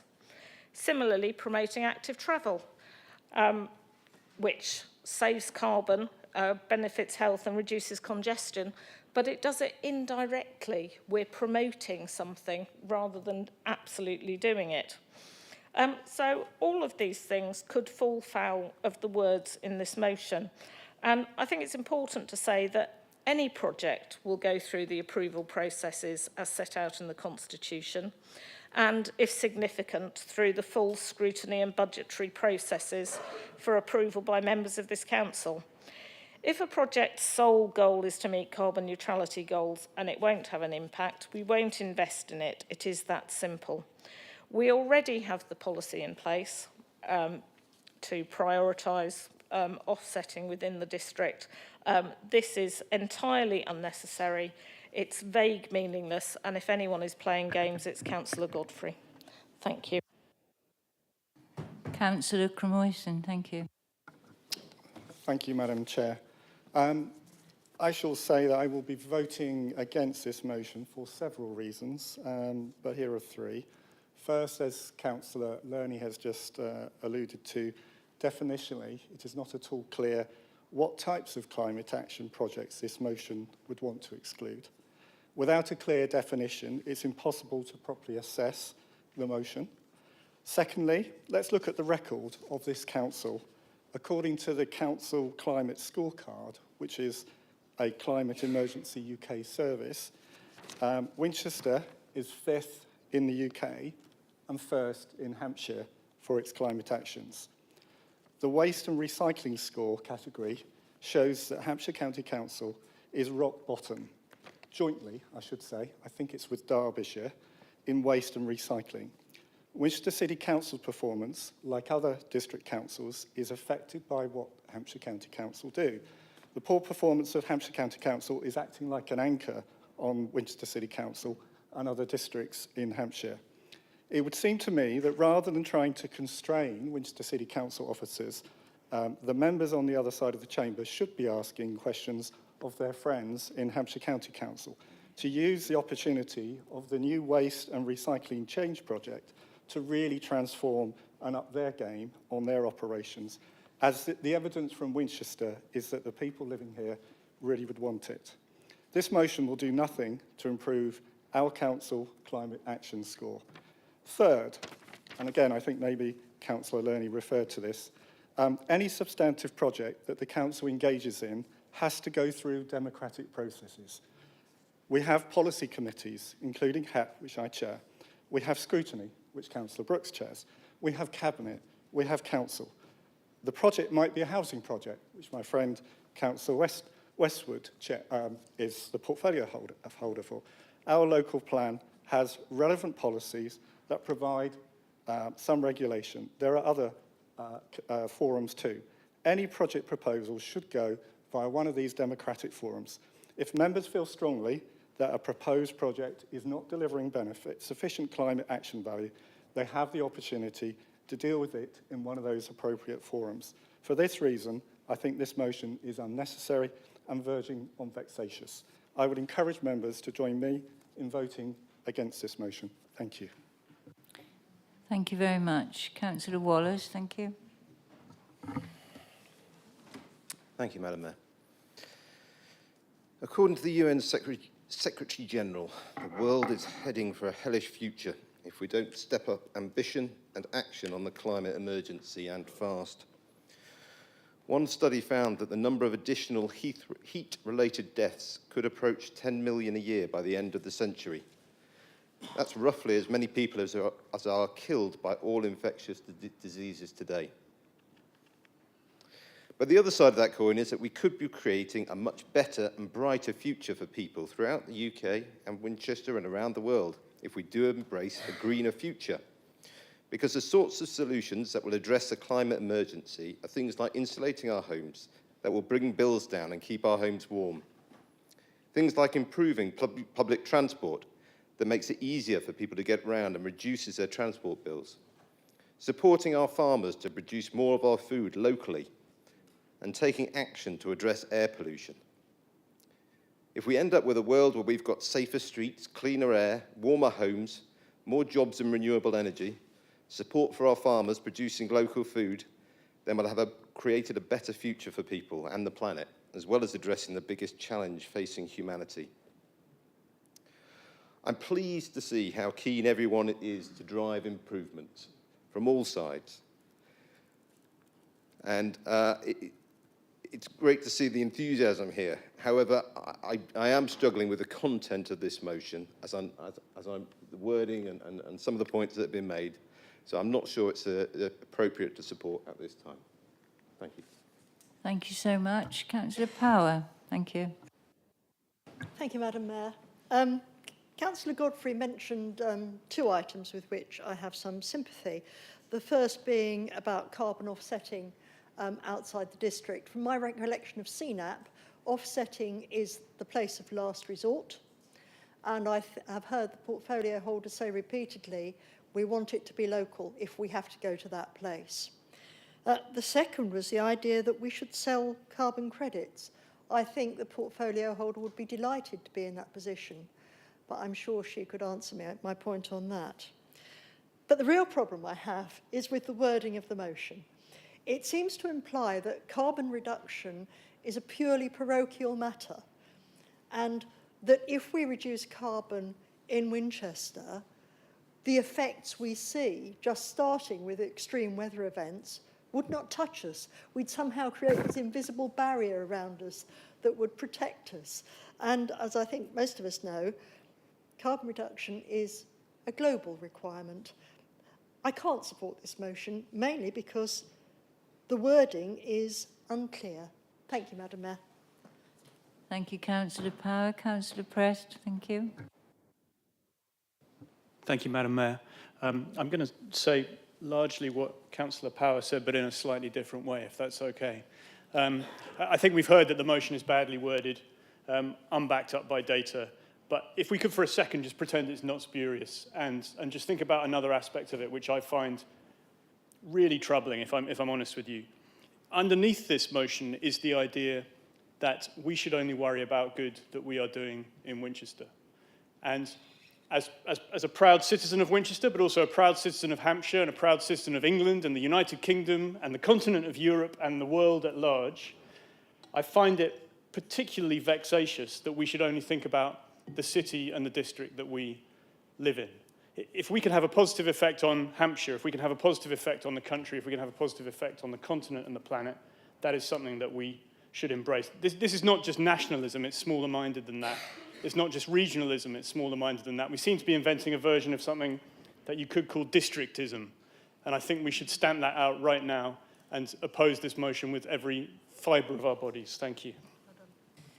Thank you so much. Any more for debate, please? Then Councillor Brooke, I would ask you can speak now. Thank you. Thank you, Madam Mayor. Carbon reduction is not a place for just for emotion and action based on instinct. It's a place for passion, and it's a place to take action, well thought out action, and take it now. There's a lot of buzzwords thrown around that lead us to believe that one energy supply is cleaner than another. The reality is that human action and interaction require a constant supply of energy, and all forms of energy have some impact on the environment. I have a real bugbear about investing in projects such as solar. And they are very often banded around as a magic way of meeting carbon net zero targets, and it's very fashionable to jump on that bandwagon, but it is not going to save the planet. And it's certainly not going to reduce the carbon footprint of this council in real terms, just on paper. This motion asks that you bring benefit to residents by not allowing others to carry on polluting by buying credits because we've set up our own solar, and rather than cutting their own emissions in any meaningful way. We've heard this evening that this is small-minded, but to allow others to carry on polluting by buying emissions from us, that to me seems completely wrong. It asks that all investment is made within Winchester for the benefit of our residents, the taxpayers who pay us to take action on their behalf. It asks that all investment is truly reducing the overall carbon footprint in real terms. Investing in solar projects would need to be considered carefully. Toxic chemicals in solar panels include cadmium, telluride, copper, indium, selenide, cadmium, gallium, selenide, copper, indium, gallium. I'm not going to list them all, but they're all highly toxic. It's estimated that by 2016, photovoltaics had spread 11,000 tonnes of lead and about 800 tonnes of cadmium. A hazard summary of cadmium compounds produced and exposure to cadmium can lead to serious lung irritation and pulmonary issues. Solar has also contributed to production of nitrogen trifluoride, also known as NF3, which is 17,200 times more powerful at trapping atmospheric heat over a 100-year period than carbon dioxide. And this is a direct result of the manufacture of solar panels. Solar energy has a higher carbon footprint than wind and nuclear energy, so why has it been banded around that we would invest in solar? Why is that the focus? We as a council need to not divert attention and resources away from implementing direct local measures to reduce carbon, those which Councillor Wallace has just mentioned. I absolutely support the local measures that would make a real difference, and a real difference now. This administration needs to be accountable for the carbon reducing actions and not talk so freely about offsetting before it's even fully weighed up the actions it needs to take. When we're talking about carbon, reducing our carbon footprint, we need to ask the questions: did it make the best use of finances for tax-paying residents of Winchester? Did the project directly benefit residents of Winchester? Did the project actively reduce carbon emissions in any real way? Did the project avoid causing additional environmental issues? And are we proud that we did the very best we could? If the answer is yes to all of those, then in 20 years' time, people will look back and say we made the right choices. At the moment, I feel as though we are not. We need to ensure that the public do not have valid reasons to question the Council's commitment to genuine on-the-ground emission reductions. We need to ensure that the public have faith and trust in us that we can make real success of our environmental initiatives. This motion supports not jumping on projects that take a cop-out way of achieving the arbitrary target declared to be 2024 to achieve carbon neutrality of council assets. We've heard in a speech from the administration this evening that there's not enough detail to support this motion, but apparently there was enough detail to know it couldn't achieve the targets. I started by saying carbon reduction is not a place for emotion or action based on instinct. Carbon reduction is something that requires action. It requires action immediately. Real action, not number fudging through offsetting. We have to get this right for the future of all our residents, for Hampshire and for the world. But at the moment, we don't have the budget to fix the world, so we should focus on Winchester and those who pay for our actions. We have to not rush to the wrong decisions and projects just so we meet the self-imposed targets. We need to be focusing our attention on making a truly meaningful difference to our carbon footprint and our residents by actually reducing that carbon footprint and setting us on the right path for achieving the carbon neutrality target across the district by 2030. I would urge you to support the motion. Thank you, Councillor Brooke. So I'm going to close the debate of Councillor Godfrey's motion and ask him to now exercise his right to reply to the debate. Councillor Godfrey. Thank you, Madam Mayor. Just a few points. I'm grateful for Councillor Durney to raise a point about planting trees. It's an excellent way of not only countering the impact of climate change, but also making our beautiful district that little bit better. The problem is this City Council is not planting trees in any number. I think the last number I saw was about 1,100 and something trees in 3 years. About 60,000 trees die in Winchester every year by natural wastage.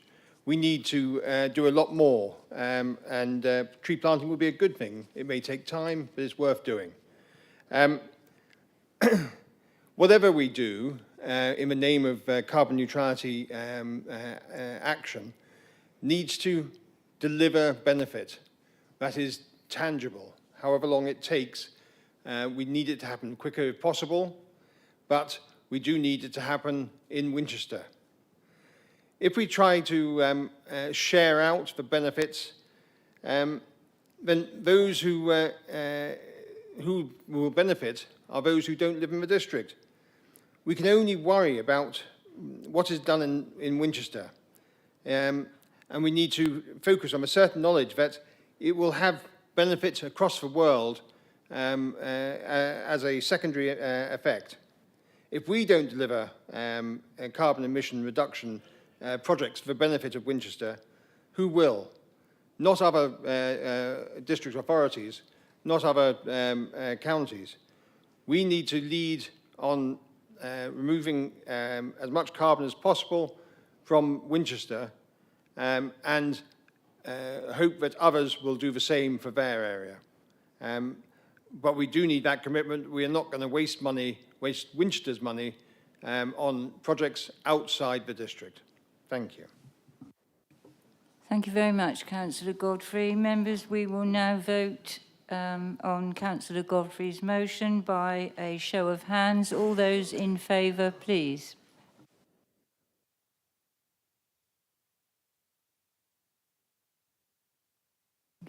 All those against?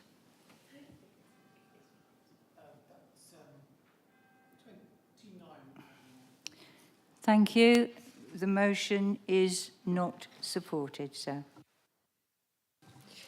So we will now move on to our third motion, which is to be moved by Councillor Morris. Councillor Morris, do you have a seconder, please, sir, for the motion?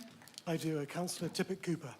Thank you. And Councillor Tippett-Cooper, do you wish to reserve your right to speak, sir? Thank you. So, Councillor Morris, may I ask you to present your motion, and you have a maximum of 8 minutes. Thank you. Hi, Madam Mayor. The motion I'm proposing does two things. Firstly, it restates, so there's no doubt, that Winchester City Council itself does not have any direct investments in fossil fuels, but that through employer and employee contributions, it does contribute to around £136 million of investment as part of the Hampshire Local Government Pension Fund, according to UK Divest. We appreciate that the Hampshire Pension Fund Responsible Investment Policy recognises the Paris Agreement, the need to keep global temperature rise below 2 degrees, and that there needs to be a transition to a low-carbon economy. However, the commitment for pension fund investments to be carbon neutral by 2050 doesn't really reflect the urgency of the climate emergency, nor does it reflect this Council's objective to be carbon neutral by 2030 and to rapidly divest itself of all fossil fuel assets.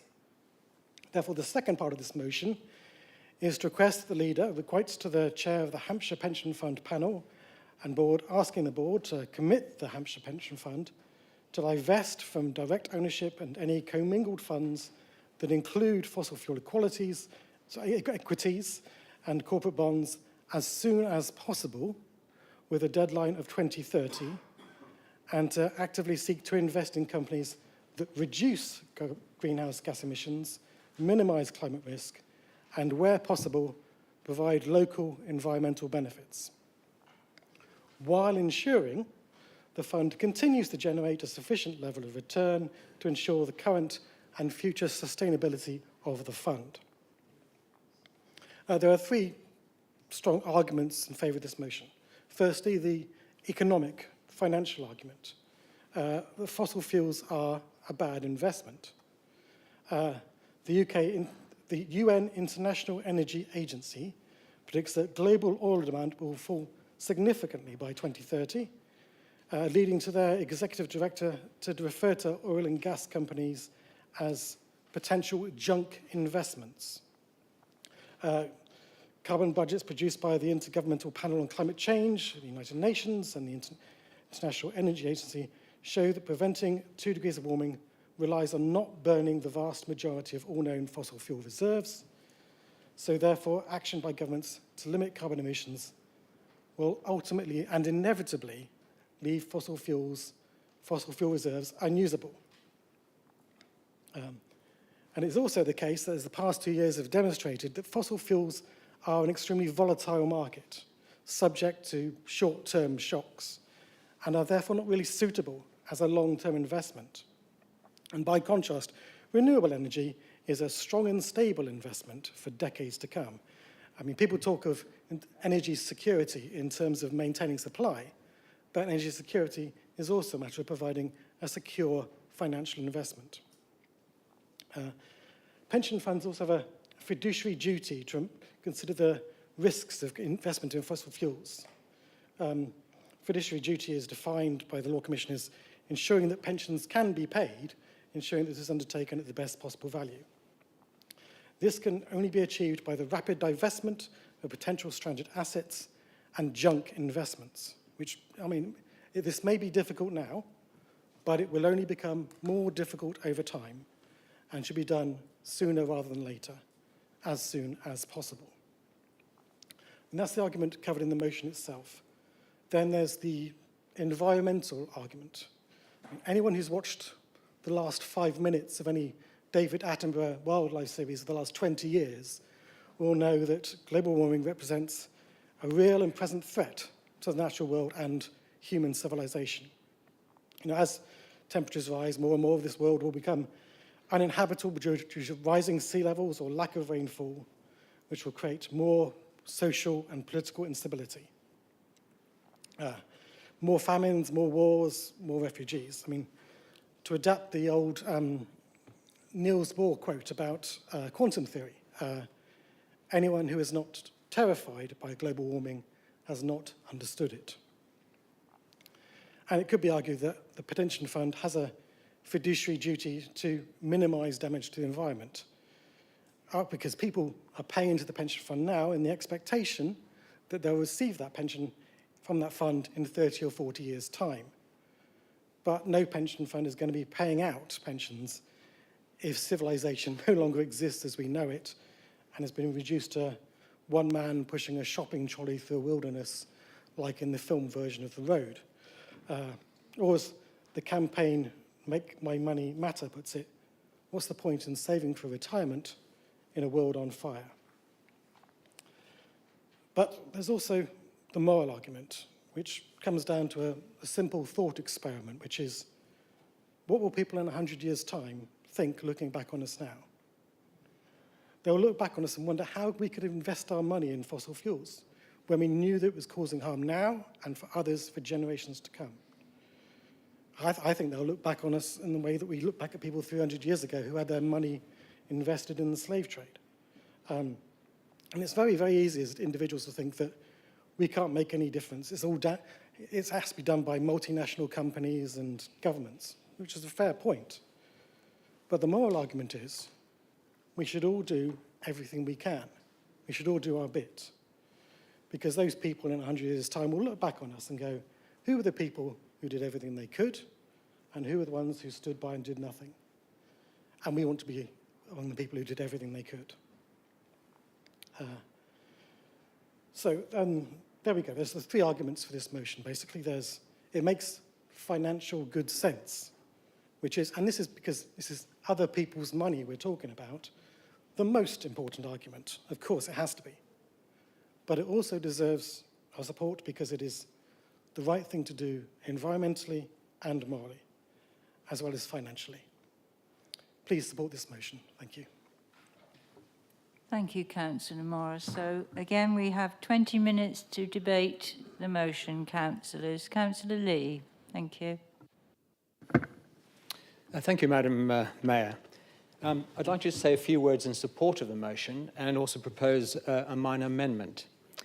An investigation by Friends of the Earth and Platform London shows that the Hampshire Pension Fund had around £203 million invested in fossil fuel companies in the 2021 to 22 financial year. The true figure may be higher, as the researchers are unable to screen 73% of the investments in the pension scheme. And I agree with Friends of the Earth, who said, from insulating heat-leaking homes to facilitating mass public transport, councils are key to effect climate action. But this is undermined if local authority pension funds continue to fund fossil fuels. It's time to ditch financially risky holdings in gas, coal and oil and invest in accelerating the transformation to a carbon-free future. And I would like to propose a small amendment, either as a adjustment to point B or in additional point C as follows. And I'd like to propose to include, to actively consider creation of a green fund. It could be whatever figure you like, but I've chosen at least 25 million of the Hampshire Pension Fund for investment bids in Hampshire for wider green projects to deliver climate and nature benefits in the fight against the climate change and nature crises. The fund, I suggest, should be open for bids by all Hampshire local authorities who can demonstrate projects meet Financial Conduct Authority and pension fund return on investment rules. I believe this additional amendment helps to tighten the pension fund panel board agreement on the 23rd of September to allocate more than 30% of the fund's alternative investment to sustainable investments. Sustainable, to my mind, is a little too broad. Thank you, Madam Mayor. Thank you, Councillor Lee. Do you have a seconder for your amendment, Councillor Wallace? Thank you. I think I'm correct in saying that we will now debate on the original motion. Am I right, Mrs. Evans? Thank you. First. Yes, thank you, Madam Mayor. You need to be satisfied that the substantive motion has had an appropriate level of debate first before we can debate and consider the amendment first. So we will debate now, ladies and gentlemen, on Councillor Morris's original motion. Thank you. Anyone for debate? Councillor Godfrey, thank you. Thank you, Madam Mayor. I'm still reeling from the changed constitution which I've just witnessed. I thought we'd gone into the debate on the amendment. I have declared my interest in this matter as my employment allows me to contribute to the Hampshire Pension Fund. This has got nothing to do with my role as a Winchester City Councillor, nor does my pension fund have anything to do with any other Winchester City Councillor. We do not contribute as councillors, nor do we have any right to interfere with the business of other organisations.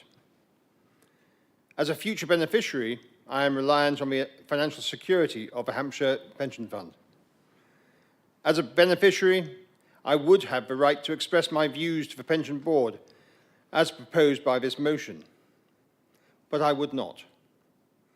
While I strongly urge energy companies, and all companies for that matter, to improve their impact on the environment, I also need to consider the financial stability of the pension fund that could be threatened by hasty divestment. As a potential beneficiary in the fund, it would be reckless to remove the power of the fund managers to make the best investment decisions based purely on what seem to be ill-informed, discriminatory judgments about which are the good companies and which are the bad companies. The biggest energy companies are those who are making the most active steps to diversification towards more sustainable models. And significant reduced investment would hamper this initiative, the exact opposite of what I believe is intended by this motion. By all means, write to those companies that you consider to be delaying diversification, but leave the financial security of a pension fund out of the matter.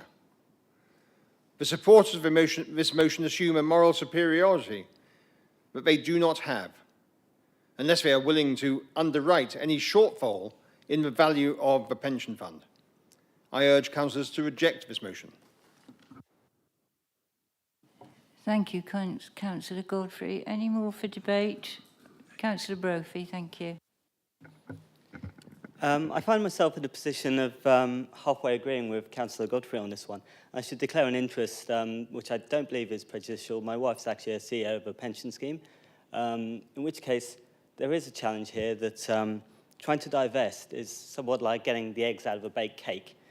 Part of the issue, as Councillor Godfrey has already said, is that many of the companies investing the most in green energy now are exactly the companies that have absolutely trashed our environment in the past, which makes it a very difficult decision, in other words, to get the eggs out of the baked cake. But I believe the phrase that Councillor Godfrey used was an excellent phrase, as picking the winners. I actually believe we should support this motion because it is possible to pick the winners. The time frame of 2030 for doing so is to allow the pension scheme to fulfil its legal obligations in order to meet its fiduciary duties, in order to ensure the sustainability of the fund. Therefore, I believe this motion does have that measure of responsibility and caution baked into it by that time frame. I do urge members to acknowledge some of the challenges of doing this, but I think the challenges of doing this is not the reason why we should not attempt to make this motion and inspire Hampshire to move faster on this. Thank you, Councillor. Councillor Horrell.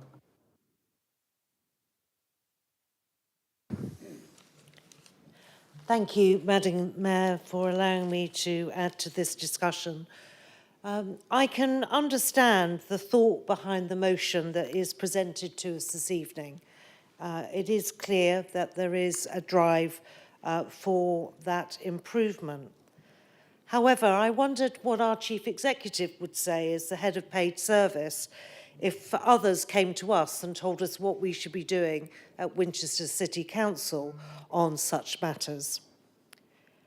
What do we know better than others who are experts financially and in the pension world? And is it actually our business to be talking about other funds? Clearly, pension funds, as other councillors have said, are very important to those who are expecting a return from them and for their general well-being and financial position in the latter days of their life. But I'm not convinced here, based on the information we've received today, that we as city councillors have suddenly become pension experts and that we should be giving guidance to other authorities who have better knowledge and more experienced people to provide the appropriate financial experience and knowledge to make the right decisions. So, Madam Mayor, I don't think I can support this motion. In fact, I think if it were worthy of consideration, there should be other places that this should be discussed and others should be involved if we truly want to make a difference. And as I said, Madam Mayor, I'm sure our head of paid service, our chief executive, wouldn't like to be told by others outside of Winchester what to do. Thank you, Madam Mayor. Thank you, Councillor Horrell. Councillor Kern. Thank you very much, Madam Mayor, for the chance to speak on this one. Likewise, I'm struggling to work out why, as an administration, we feel that we can tell people what to do on issues that we don't have a due restriction on. To reference Councillor Morris, it's not our money, it's theirs. So it really isn't our business. Now, I totally agree that we want to make positive changes, and there is clear evidence that fossil fuel companies are moving towards greener alternatives. So are we saying here as well that we just need to cut their investment because they aren't moving quick enough? Because it certainly does take time to turn a large ship around. And I would wish anyone luck who wants to mine renewables at the moment without using fossil fuels, because I think it's very unlikely you'll find a piece of machinery big enough that can run on a battery. But quite simply, it's not our business to be writing to pension funds to tell them what they should or shouldn't be doing. That's the job of their management committees and sustainability panels. They have financial experts making decisions for the direction of their business, as pointed out by Councillor Godfrey. So let's focus our efforts not on what other companies are doing, but actually directly on what we can impact on when it comes to the environment, and not be telling pension funds not connected to us what they can and can't do. So I will not be supporting this motion. Thank you, Councillor Kern. Councillor Power. Thank you, Madam Mayor. I too have some sympathy with what Councillor Godfrey said, and I speak as the custodian of my own pension fund. I also have some legacy investments in. So although I support the intent behind this motion, I am having some difficulty in supporting it wholeheartedly. I too would need more information before I was able to do so. Thank you, Madam Mayor. Thank you, Councillor Power. Councillor Brooke.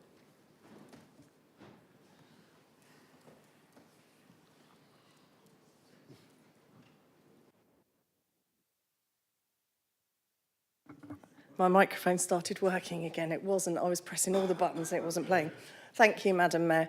I think there's a certain amount of arrogance and patronising sentiment behind this motion. I don't know who we think we are, that we are the first councillors to think that investing in fossil fuels and pension funds might be a bit of an issue, and that perhaps that should require investigation. And why stop at Hampshire if we're going to start telling other councils to run? We may as well just write to all the councils in the country, and while we're at it, write to the big hitters like Legal and General and Co. and tell them what they should and shouldn't be investing in. We all want to save the environment. We all want to make sure that there's a future for our children and our grandchildren moving forwards. But I think telling other people how to run their pension funds when individuals can choose to opt out of certain industries as well, in some of these companies' pension funds, I think is really arrogant and really quite patronising to other councils. Thank you. Thank you, Councillor Brooke. Councillor Wallace. Yeah. Thank you, Madam Mayor. I just wanted to make a couple of points. Firstly, UK's biggest pension fund, the government-backed National Employment Savings Trust scheme with 9 million members, has announced that they're beginning to divest from fossil fuels just recently. So it is possible. Firstly, it is possible. The biggest pension fund in the country is doing it. Secondly, I was lucky enough to be in a lecture a couple of weeks ago with a financial advisor from Aviva. He was a very senior chap. And his advice was, you should, if you want, his advice was to go to your pension provider and speak to them and encourage them to divest from fossil fuels. Now, my understanding is this motion is doing precisely that. We cannot tell them what to do, but we can go and say, we would like you to divest from fossil fuels. We don't want you to invest in these for good reasons. It is possible. We've seen it in other funds. And why not? Why not? Thank you. Thank you. Councillor Porter. Thank you. I think Councillor Wallace has just described some of the issues that I was going to mention. But first of all, some of us don't have, well, I'm sure most of us don't have a pension in Hampshire County Council's fund. But we do know that there, and I speak as a councillor sitting here, hearing those debates in that council chamber, that we have a group of very responsible people who take the role that they take on as part of the pension fund very seriously. And the last sentence of this motion actually says, whilst ensuring the fund continues to generate a sufficient level of return to ensure the current and future sustainability of the fund. So nobody's being arrogant, in your words, to suggest that anything otherwise.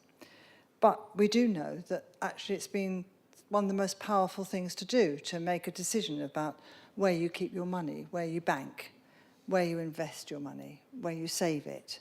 And certainly many of us will have made that sort of decision already in our lives and made that decision for ourselves.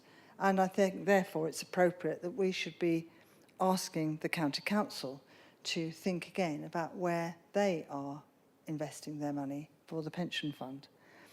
I don't see any arrogance in that. I think it's a simple question to ask, a simple thing to keep making the point, because within the next 7 years to make that decision carefully and considerately. It's not saying do it next week, but we are saying don't start that process now.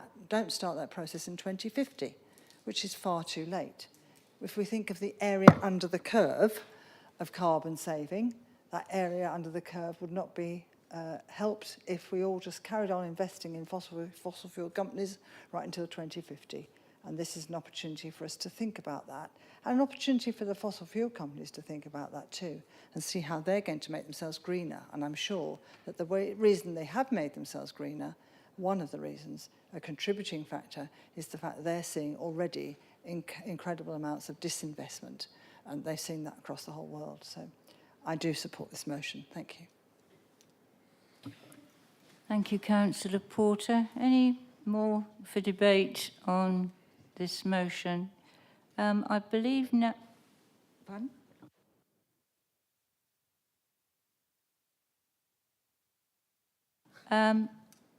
Councillor Tippett-Cooper, I believe I can ask you now as seconder of the... Or have I got that wrong? On a point of order, Madam Mayor, I think it's normal now that we debate the amendment after we've had enough debate of the main motion.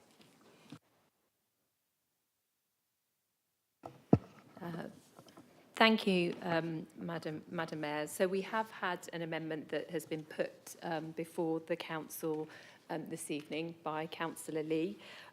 It is within the rules of the amendments to motions that we find in our Constitution. And this amendment seeks to ask, I don't want to steal Danny Lee's thunder again, but it seeks to ask that an additional paragraph be added to the proposed letter to be written by the leader to the chair of the Hampshire Pension Fund Panel and Board as set out in the substantive motion. So yes, Madam Mayor, would you like me to read out the proposed amendment? I have it in front of me and I have a copy that I can give to you. Thank you, yes. So, proposed amendment, and probably the best way to deal with it is to add it as we've got A, B and C in the substantive motion before us. If we were to add a third paragraph, so C, to actively consider creation of a green fund, at least 25 million of the Hampshire Pension Fund for investment bids in Hampshire-wide green projects to deliver climate and nature benefits in the fight against the climate change and nature crisis. this fund to be open for bids by all Hampshire local authorities who can demonstrate projects meet FCA and pension fund return on investment rules. Thank you, Madam Mayor. Thank you. So, members, we now have debate on the amendment. No questions, just debate, please. So, if you would like to join in the debate. Councillor Power. Madam Mayor, thank you. The first duty of trustees is to get the best bang for their buck. Regrettably, I could not constrain trustees to only invest locally in local projects. And quite frankly, I don't want our council to have to go bidding for anything that hasn't got a really good chance of succeeding. I think we've used an awful lot of officer time in the last couple of years bidding for funds that we don't get. Regrettably, I cannot support the amendment. Thank you, Councillor Power. Councillor Todd.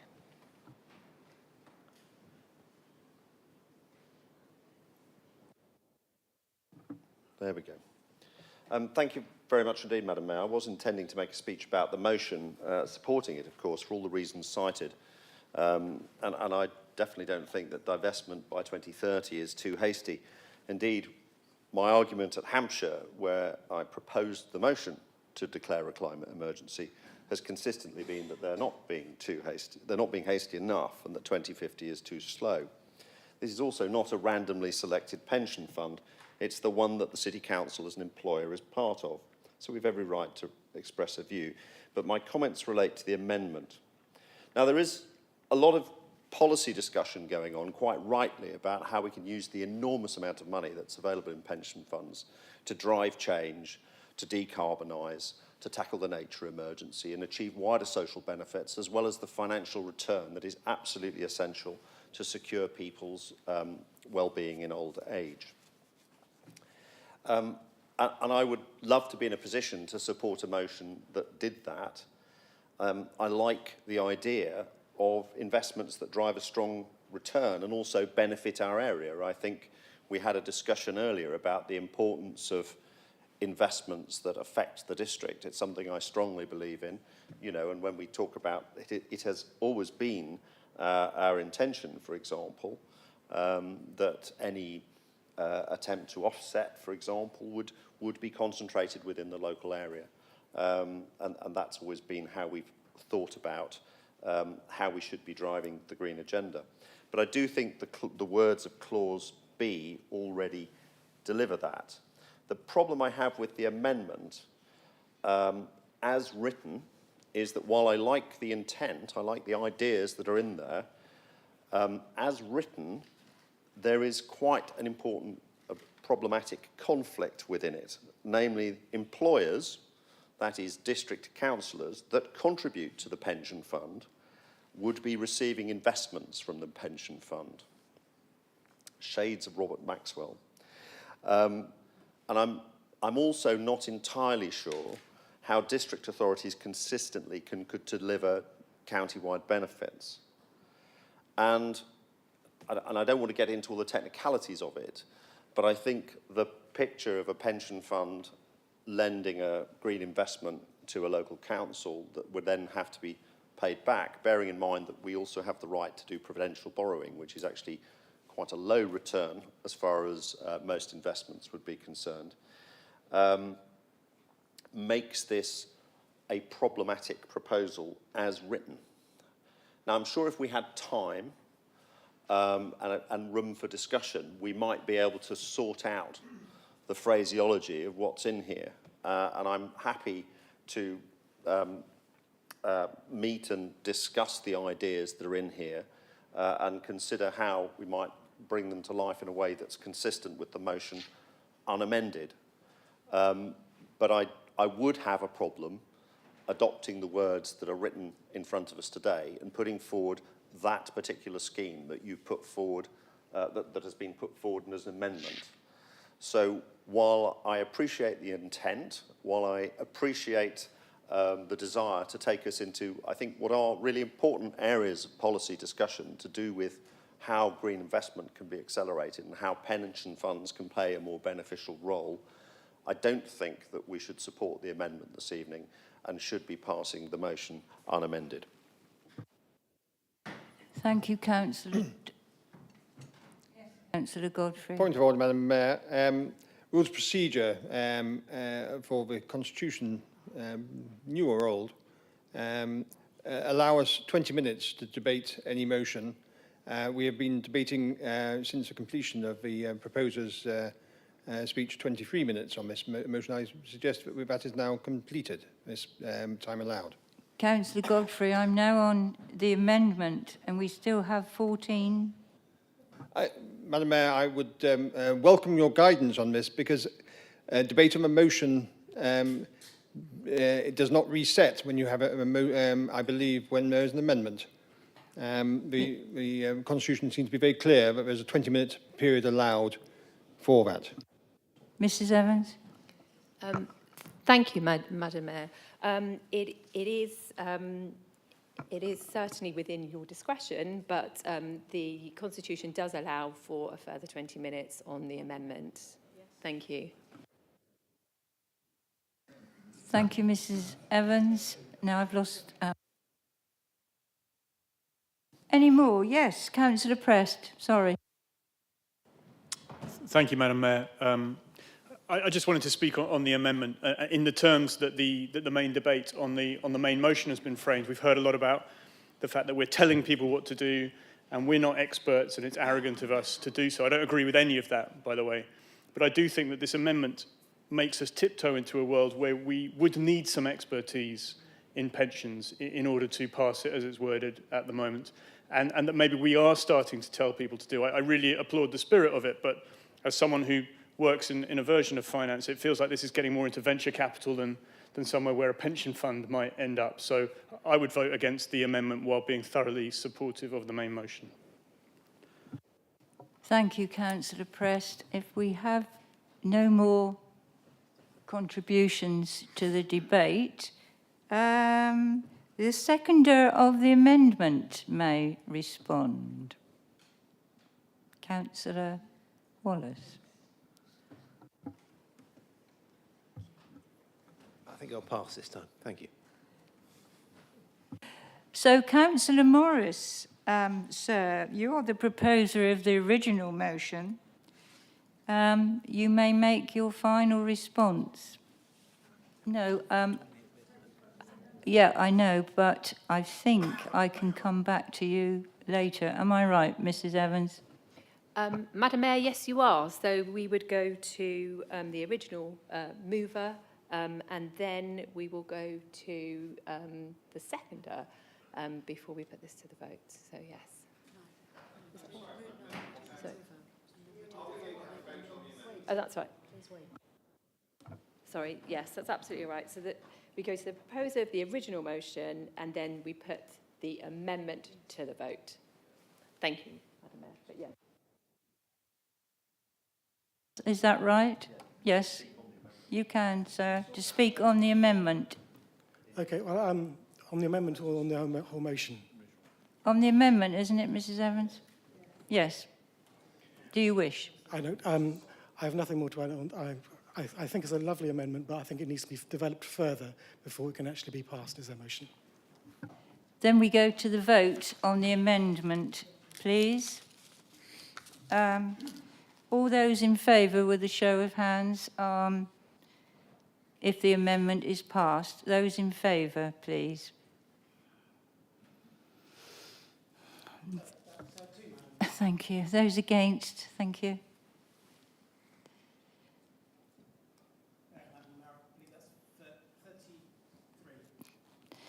Thank you so much. The amendment is not supported. Now I think I go back to Councillor Tippett-Cooper, if I am correct. Thank you so much. Thank you. Thank you very much, Madam Mayor. Very ably done. So, my colleague, Councillor Morris, has very ably and very clearly summarised the main arguments for this motion, and given it's getting late, I will not repeat them.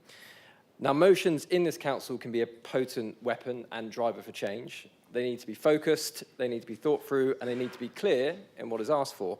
And Councillor Morris, your proposed motion is all of these things, and I'm very, very happy to second it. The motion is a no-brainer. People are now hearing the message loud and clear that investment in pension funds to support the fossil fuel industry does nothing but move a dial the wrong way, sending us closer and closer to a climate catastrophe. Campaign group Make My Money Matters' latest advert, strongly recommend you watch it, Councillor Godfrey, you'll love it, has Olivia Coleman performing the role of Olivia Coalmine, a CEO of a fossil fuel company who thanks people for the cash from their pension that has helped her company dig, drill and destroy more of the planet than ever before. And we've heard about the recent analysis by the Friends of the Earth and the platform that indeed indicate that £16 billion of local government pension scheme is invested in the fossil fuel industry, with approximately £8 billion invested in expanding fossil fuel projects. Now, this cannot continue. Funding, direct or otherwise, of the expansion of fossil fuel use by any organisation, especially public bodies, is 21st century insanity, frankly. An investment in fossil fuels by anyone, anywhere, is the council's business. It's everyone's business. Investment in fossil fuel expansion leads to more carbon in the air, more damage to our planet. That affects us all, and that is absolutely, unequivocally our business. However, in any event, as Councillor Porter has said, the motion acknowledges that the Hampshire Pension Fund has to be sustainable financially, but frankly, why are we squeamish in pressing Hampshire Pension Fund to consider that financial profit is simply one variable to consider when investing, when so many people now are demanding that the social value of their investments and their pensions are put front and centre? So I hope that Hampshire Pension Fund Board listen to this motion and take action in relation to it. And as Councillor Cromoyson has said, the independent body, Climate Emergency UK, has ranked Winchester City Council 5th out of all district councils in the UK based on our performance towards the net zero target. But more is still needed. We want #1 spot. And for as long as this administration stays in control of Winchester City Council, it will keep doing all it can, in any way it can, to tackle climate change. Now, we need every little nudge possible, every big shove possible, every bite of the elephant possible, every little step towards the goal of fighting climate change. This motion is yet another example of this council doing all it can in that fight. And so I'm very, very pleased to second it. And thank you, Councillor Morris, for proposing it. Thank you so much. Councillor Morris, I think I can ask you one more thing. As you're the proposer of the original motion, would you like to comment after debate is finished now? Is that correct, Mrs. Evans, or not?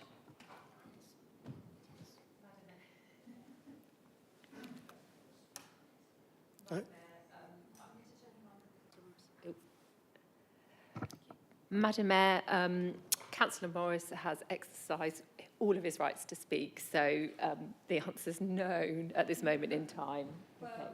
Okay. Sorry, Councillor Morris, I did try, but there you go. Thank you. I got it wrong. I apologise. So, councillors, we will now vote on the original motion by Councillor Morris by a show of hands. All those in favour, please.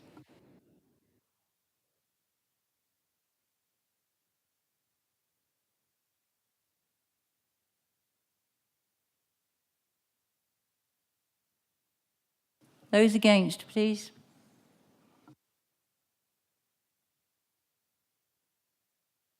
Thank you so much. That motion is agreed. Thank you.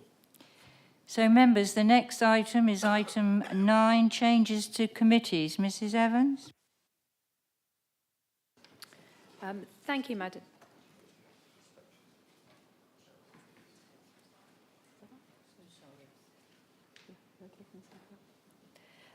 Thank you, Madam Mayor. I have not been notified of any changes to membership or of committees. Thank you so much. Item 10, questions from councillors. And you've all got copies of the questions and the answers, which were circulated electronically. You're all right, Councillor Lerney? Yes. And they're available on the council's website. 30 minutes. Thank you. You may ask a supplementary if you wish. So question 1 is Councillor Brooke. Thank you. Thank you, Madam Mayor, and thank you to portfolio holder for the answer to the question. Looking at the usage charges of electric vehicles, you look at Alresford Station, there's 3 chargers and only 11 people used it in the whole of October. If you look at Kingsdale House in the Valley, you have 2 chargers and only 1 person used it in the whole of October. These were a significant investment for the council, so I'd like to ask how they can promote better usage in some of these underused areas. Thank you. Councillor Loney.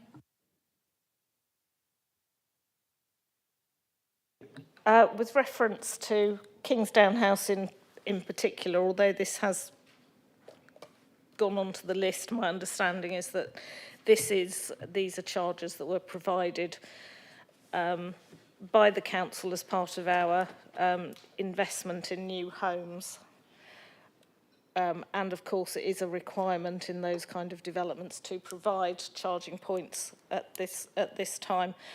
We have now installed a fast charger in Alresford, which, as of today, was up and running, as there have been some problems there.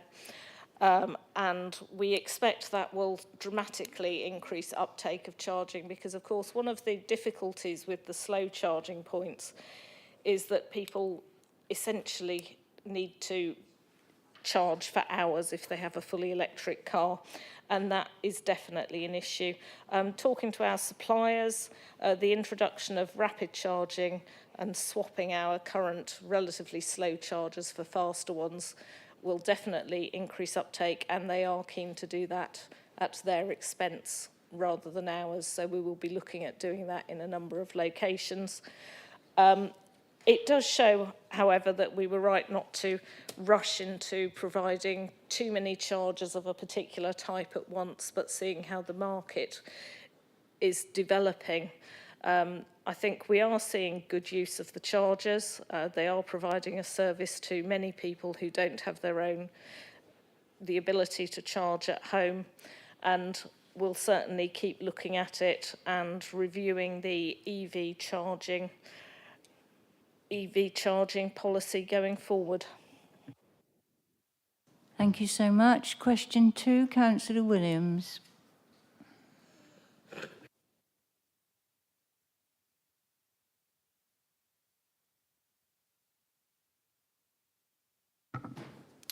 Thank you very much to the Cabinet Member for her response. I just wanted to say that I'm really encouraged to hear the continued support for working with ward councillors, the parish council in Bishop's Waltham and the GP surgery in Bishop's Waltham for finding a suitable long-term location, as well as the commitment of Winchester City Council to provide extra care homes at a time where Hampshire County Council are proposing to close them.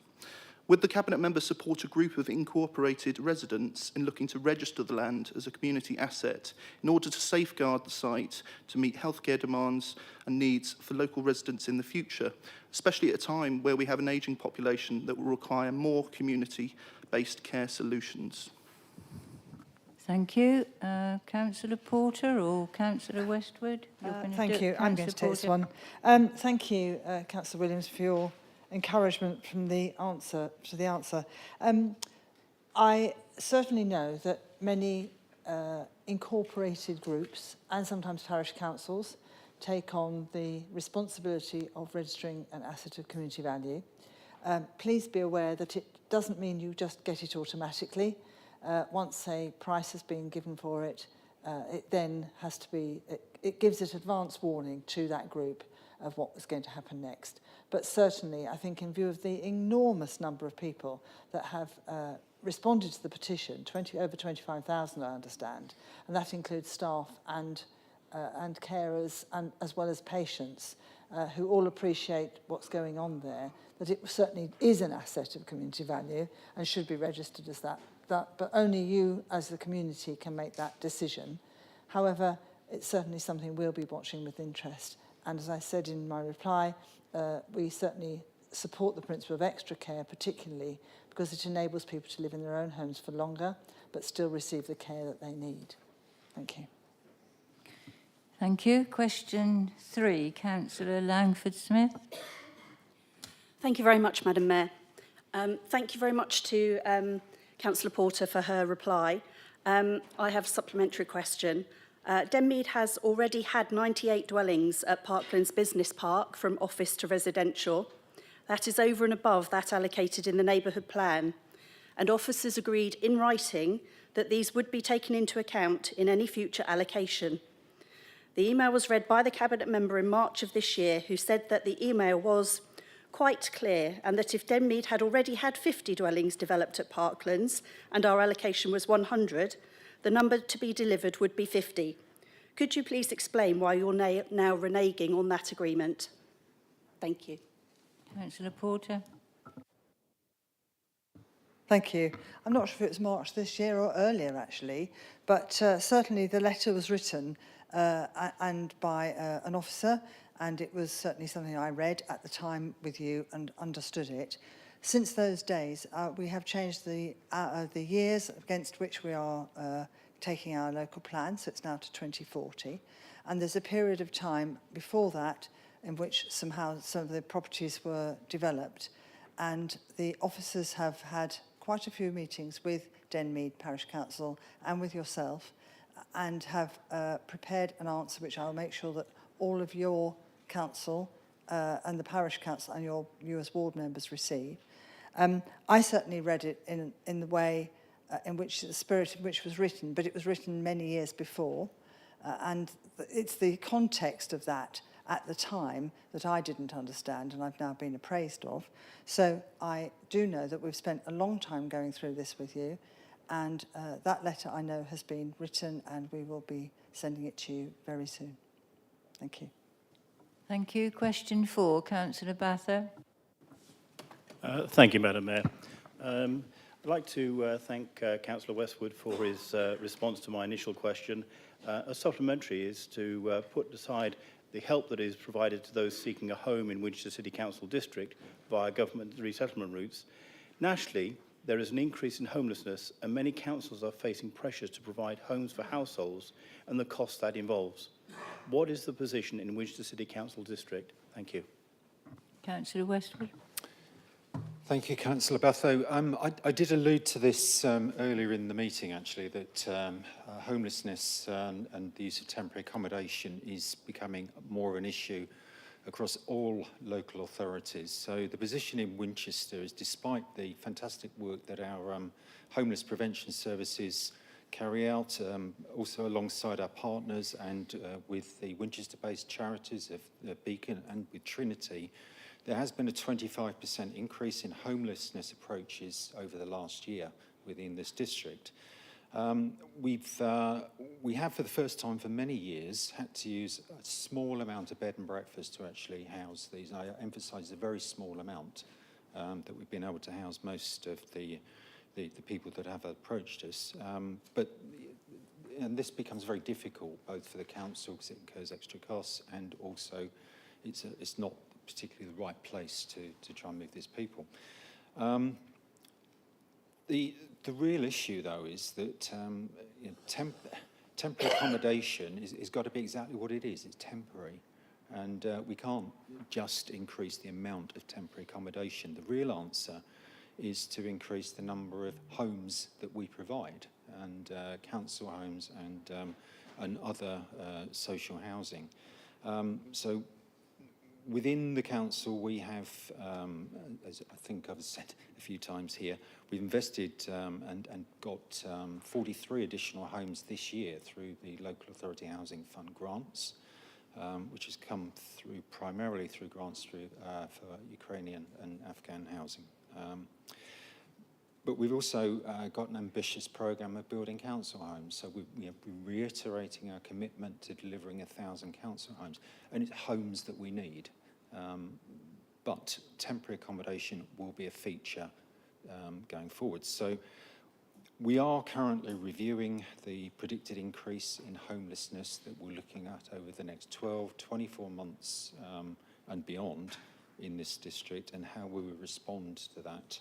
And there will be a paper coming to Economy and Housing Policy Committee in the new year that outlines our forward-looking approach to how to deal with homelessness has presented within the district and dealing with temporary accommodation, and more importantly, how we take people through the pathways through temporary accommodation and move them into permanent accommodation. So there's many people present with various difficulties. They require different paths through, but the ultimate aim will be to move them out of temporary accommodation into a permanent home. So that's the position that we're seeing the increase. The reaction is we continue our commitment to provide more council homes, and we will review the temporary accommodation and the paths through temporary accommodation and report through your committee at the beginning of next year. Thank you. Thank you. Question 5, Councillor Godfrey. Thank you, Madam Mayor, and thank you to Councillor Lunny for the answer. However brief. The latest greenhouse gas emissions data are very different to that used in the CNAP review paper published in September. Hardly just a text amendment. So I look forward to receiving it. But how will the CNAP achieve its targets without accurate and current data being used? Councillor Loney. Thank you for your question, Councillor Godfrey. The CNAP is a living, breathing document which we will want to regularly update over time, not only as new data becomes available, but as we complete actions or it becomes clear that, as you have mentioned, we may need to add more in. The amendments that have been made, I've been going through today. I can assure you that they are effectively non-material, but we will keep reviewing it going forward and we'll keep bringing it back through the Council's performance monitoring process. Thank you. Question 6, Councillor Lee. Councillor Cutler is not here, Councillor Lee, and I wondered if I'm correct with... Yes. I think it goes to Councillor Todd. He always pips me to the post, so it's Councillor Todd. Thank you, Madam Mayor. Yes, and if we can pass on my thanks to Councillor Cutler for stating the guide to sustainable procurement is due for a full review in July 24, with a light touch review for the recently declared nature emergency in early 2024. I'd just like to emphasise, before asking my question, that this review can't come soon enough, as time is of the essence. I'm sure none of you have missed the UN climate report, which was presented to the UAE COP climate talks, which opened today. This is not good reading. And it's suggesting, not suggesting, it's telling us that we're heading for temperature rises beyond the Paris Agreement. And we certainly need a 40% reduction if we are to get close to the 1.5 degree pathway. The State of Nature report was published after the Nature Emergency Declaration, which also paints a bleak picture with a higher loss of wildlife in the UK than was previously thought. So combining these critical facts indicates we should consider a full review of our procurement processes and contracts sooner than indicated. I don't want to pick on the housing sector, but Councillor Lee, I love listening to you, but do you have a supplementary yeah, question I just want to for comment on it. Councillor So Todd? there are some Thank you. killer facts which suggest that we should but bring forward this review. So can I ask for the full review of the procurement process and contracts to be advanced earlier than as stated in the reply by Councillor Cutler, please? Thank you. Councillor Todd?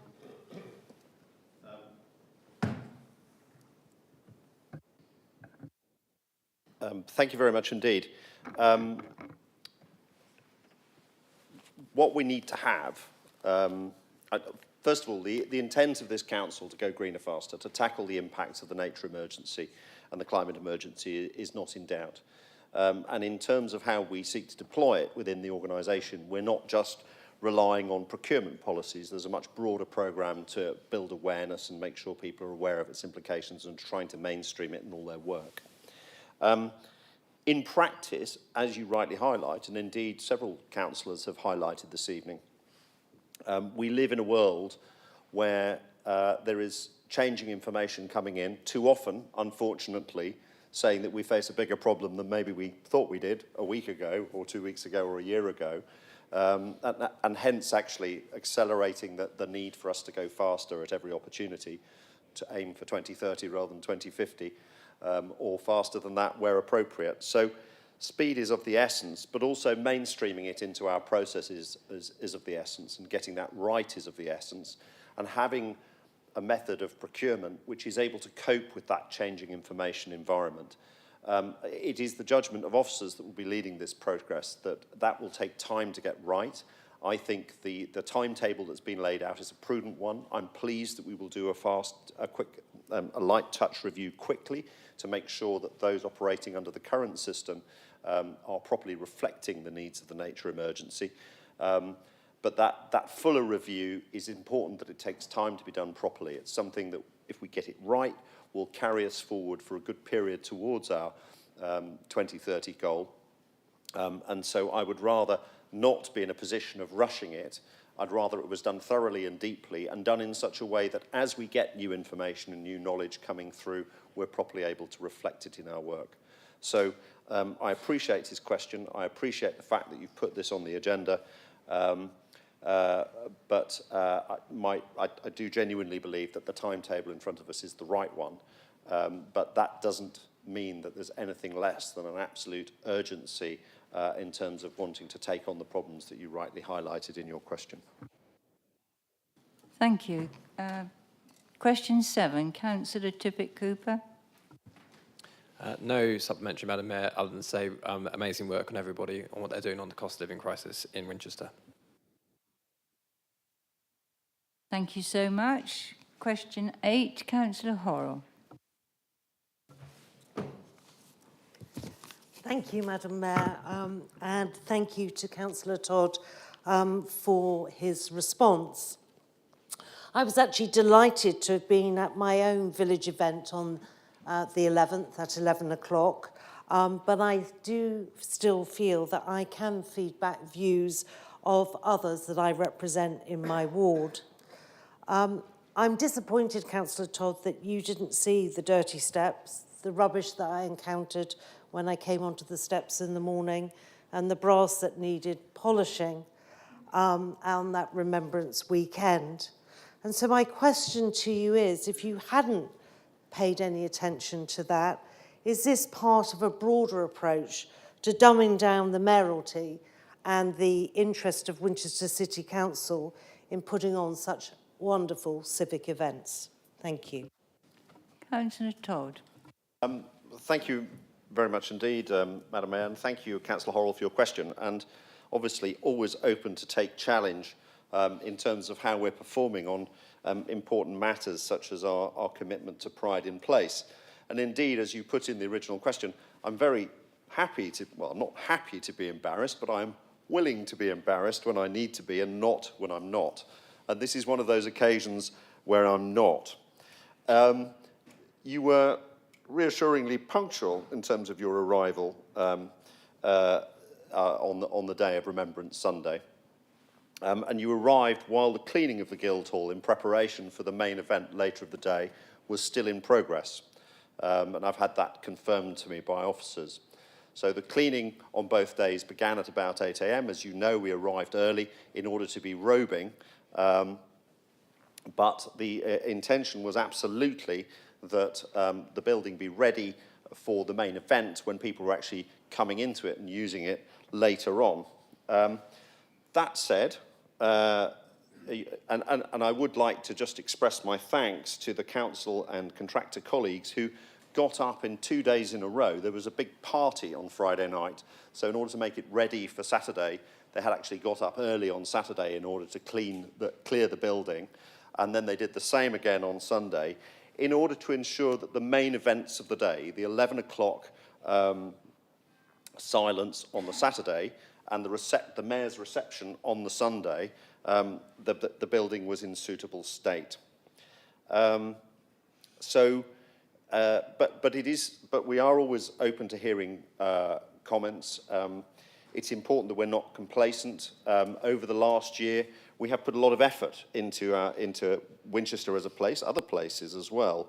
But, you know, we're investing in our toilets, we're spending more on removing graffiti, we're getting plans agreed with Heritage England to repair our historic monuments. We've jet washed our high street. We're absolutely committed to Winchester being a good place. And I have an exciting piece of news for the Cabinet, for the Council here this evening, because one of the things that was a bit problematic on the day is our union flags are now quite, as it turns out, quite elderly. There is no record amongst our longest service employees as to when they were actually bought, which tells us that it's probably before 1992. And we have had issues as they're getting older and slightly more threadbare, that they blow around and occasionally catch up on the pole that's in front of the Guildhall. So I'm very pleased to announce this evening that for the first time in more than 30 years, we are buying brand new, heavy-duty, high-quality Union flags in order to be hung on the front of the Guildhall, so that hopefully we will create an even better impression to visitors to our city and also at major civic events. Question 9, Councillor Wallace. Yes, thank you, Councillor Lerney, for the response. Further to the point about adaptation, whilst there's always a lot of talk about mitigation of climate change, we know that some effects of climate change are now inevitable. For example, sea level rise in Portsmouth by the end of the century is projected to be between 0.4 and 0.7 metres. Similarly, heat waves are anticipated to occur far more frequently. Therefore, along with climate mitigation, there's also a need for measures to adapt our buildings and environment to this more extreme climate. What is Winchester Council doing to adapt to the new climate? Thank you. Thank you, Councillor Wallace. As you say, adaptation is going to be important going forward, and I think that is going to be a big challenge for both us and the other agencies operating in this area. Clearly, one of our main tools is looking at the local plan and what's contained in that, but to be frank, that is principally around new development, and we've got an awful lot of historic buildings, by which I mean anything that's built now, where we will need to be thinking of adaptation. In my area, we're seeing increasing incidents of flash flooding over the past few years. Houses which have never flooded suddenly are starting to, and not just once, but every couple of years. So I think both we and the county will need to look more deeply into this, and certainly be thinking more about advice to householders around things like looking at shading. We've all been very conscious of insulating our homes, but actually preventing sunshine coming in is going to be more of a factor than trying to maximise sunshine in many places going forward. So I absolutely agree that we need to be doing more as a council, and hopefully we can look at that together going forward.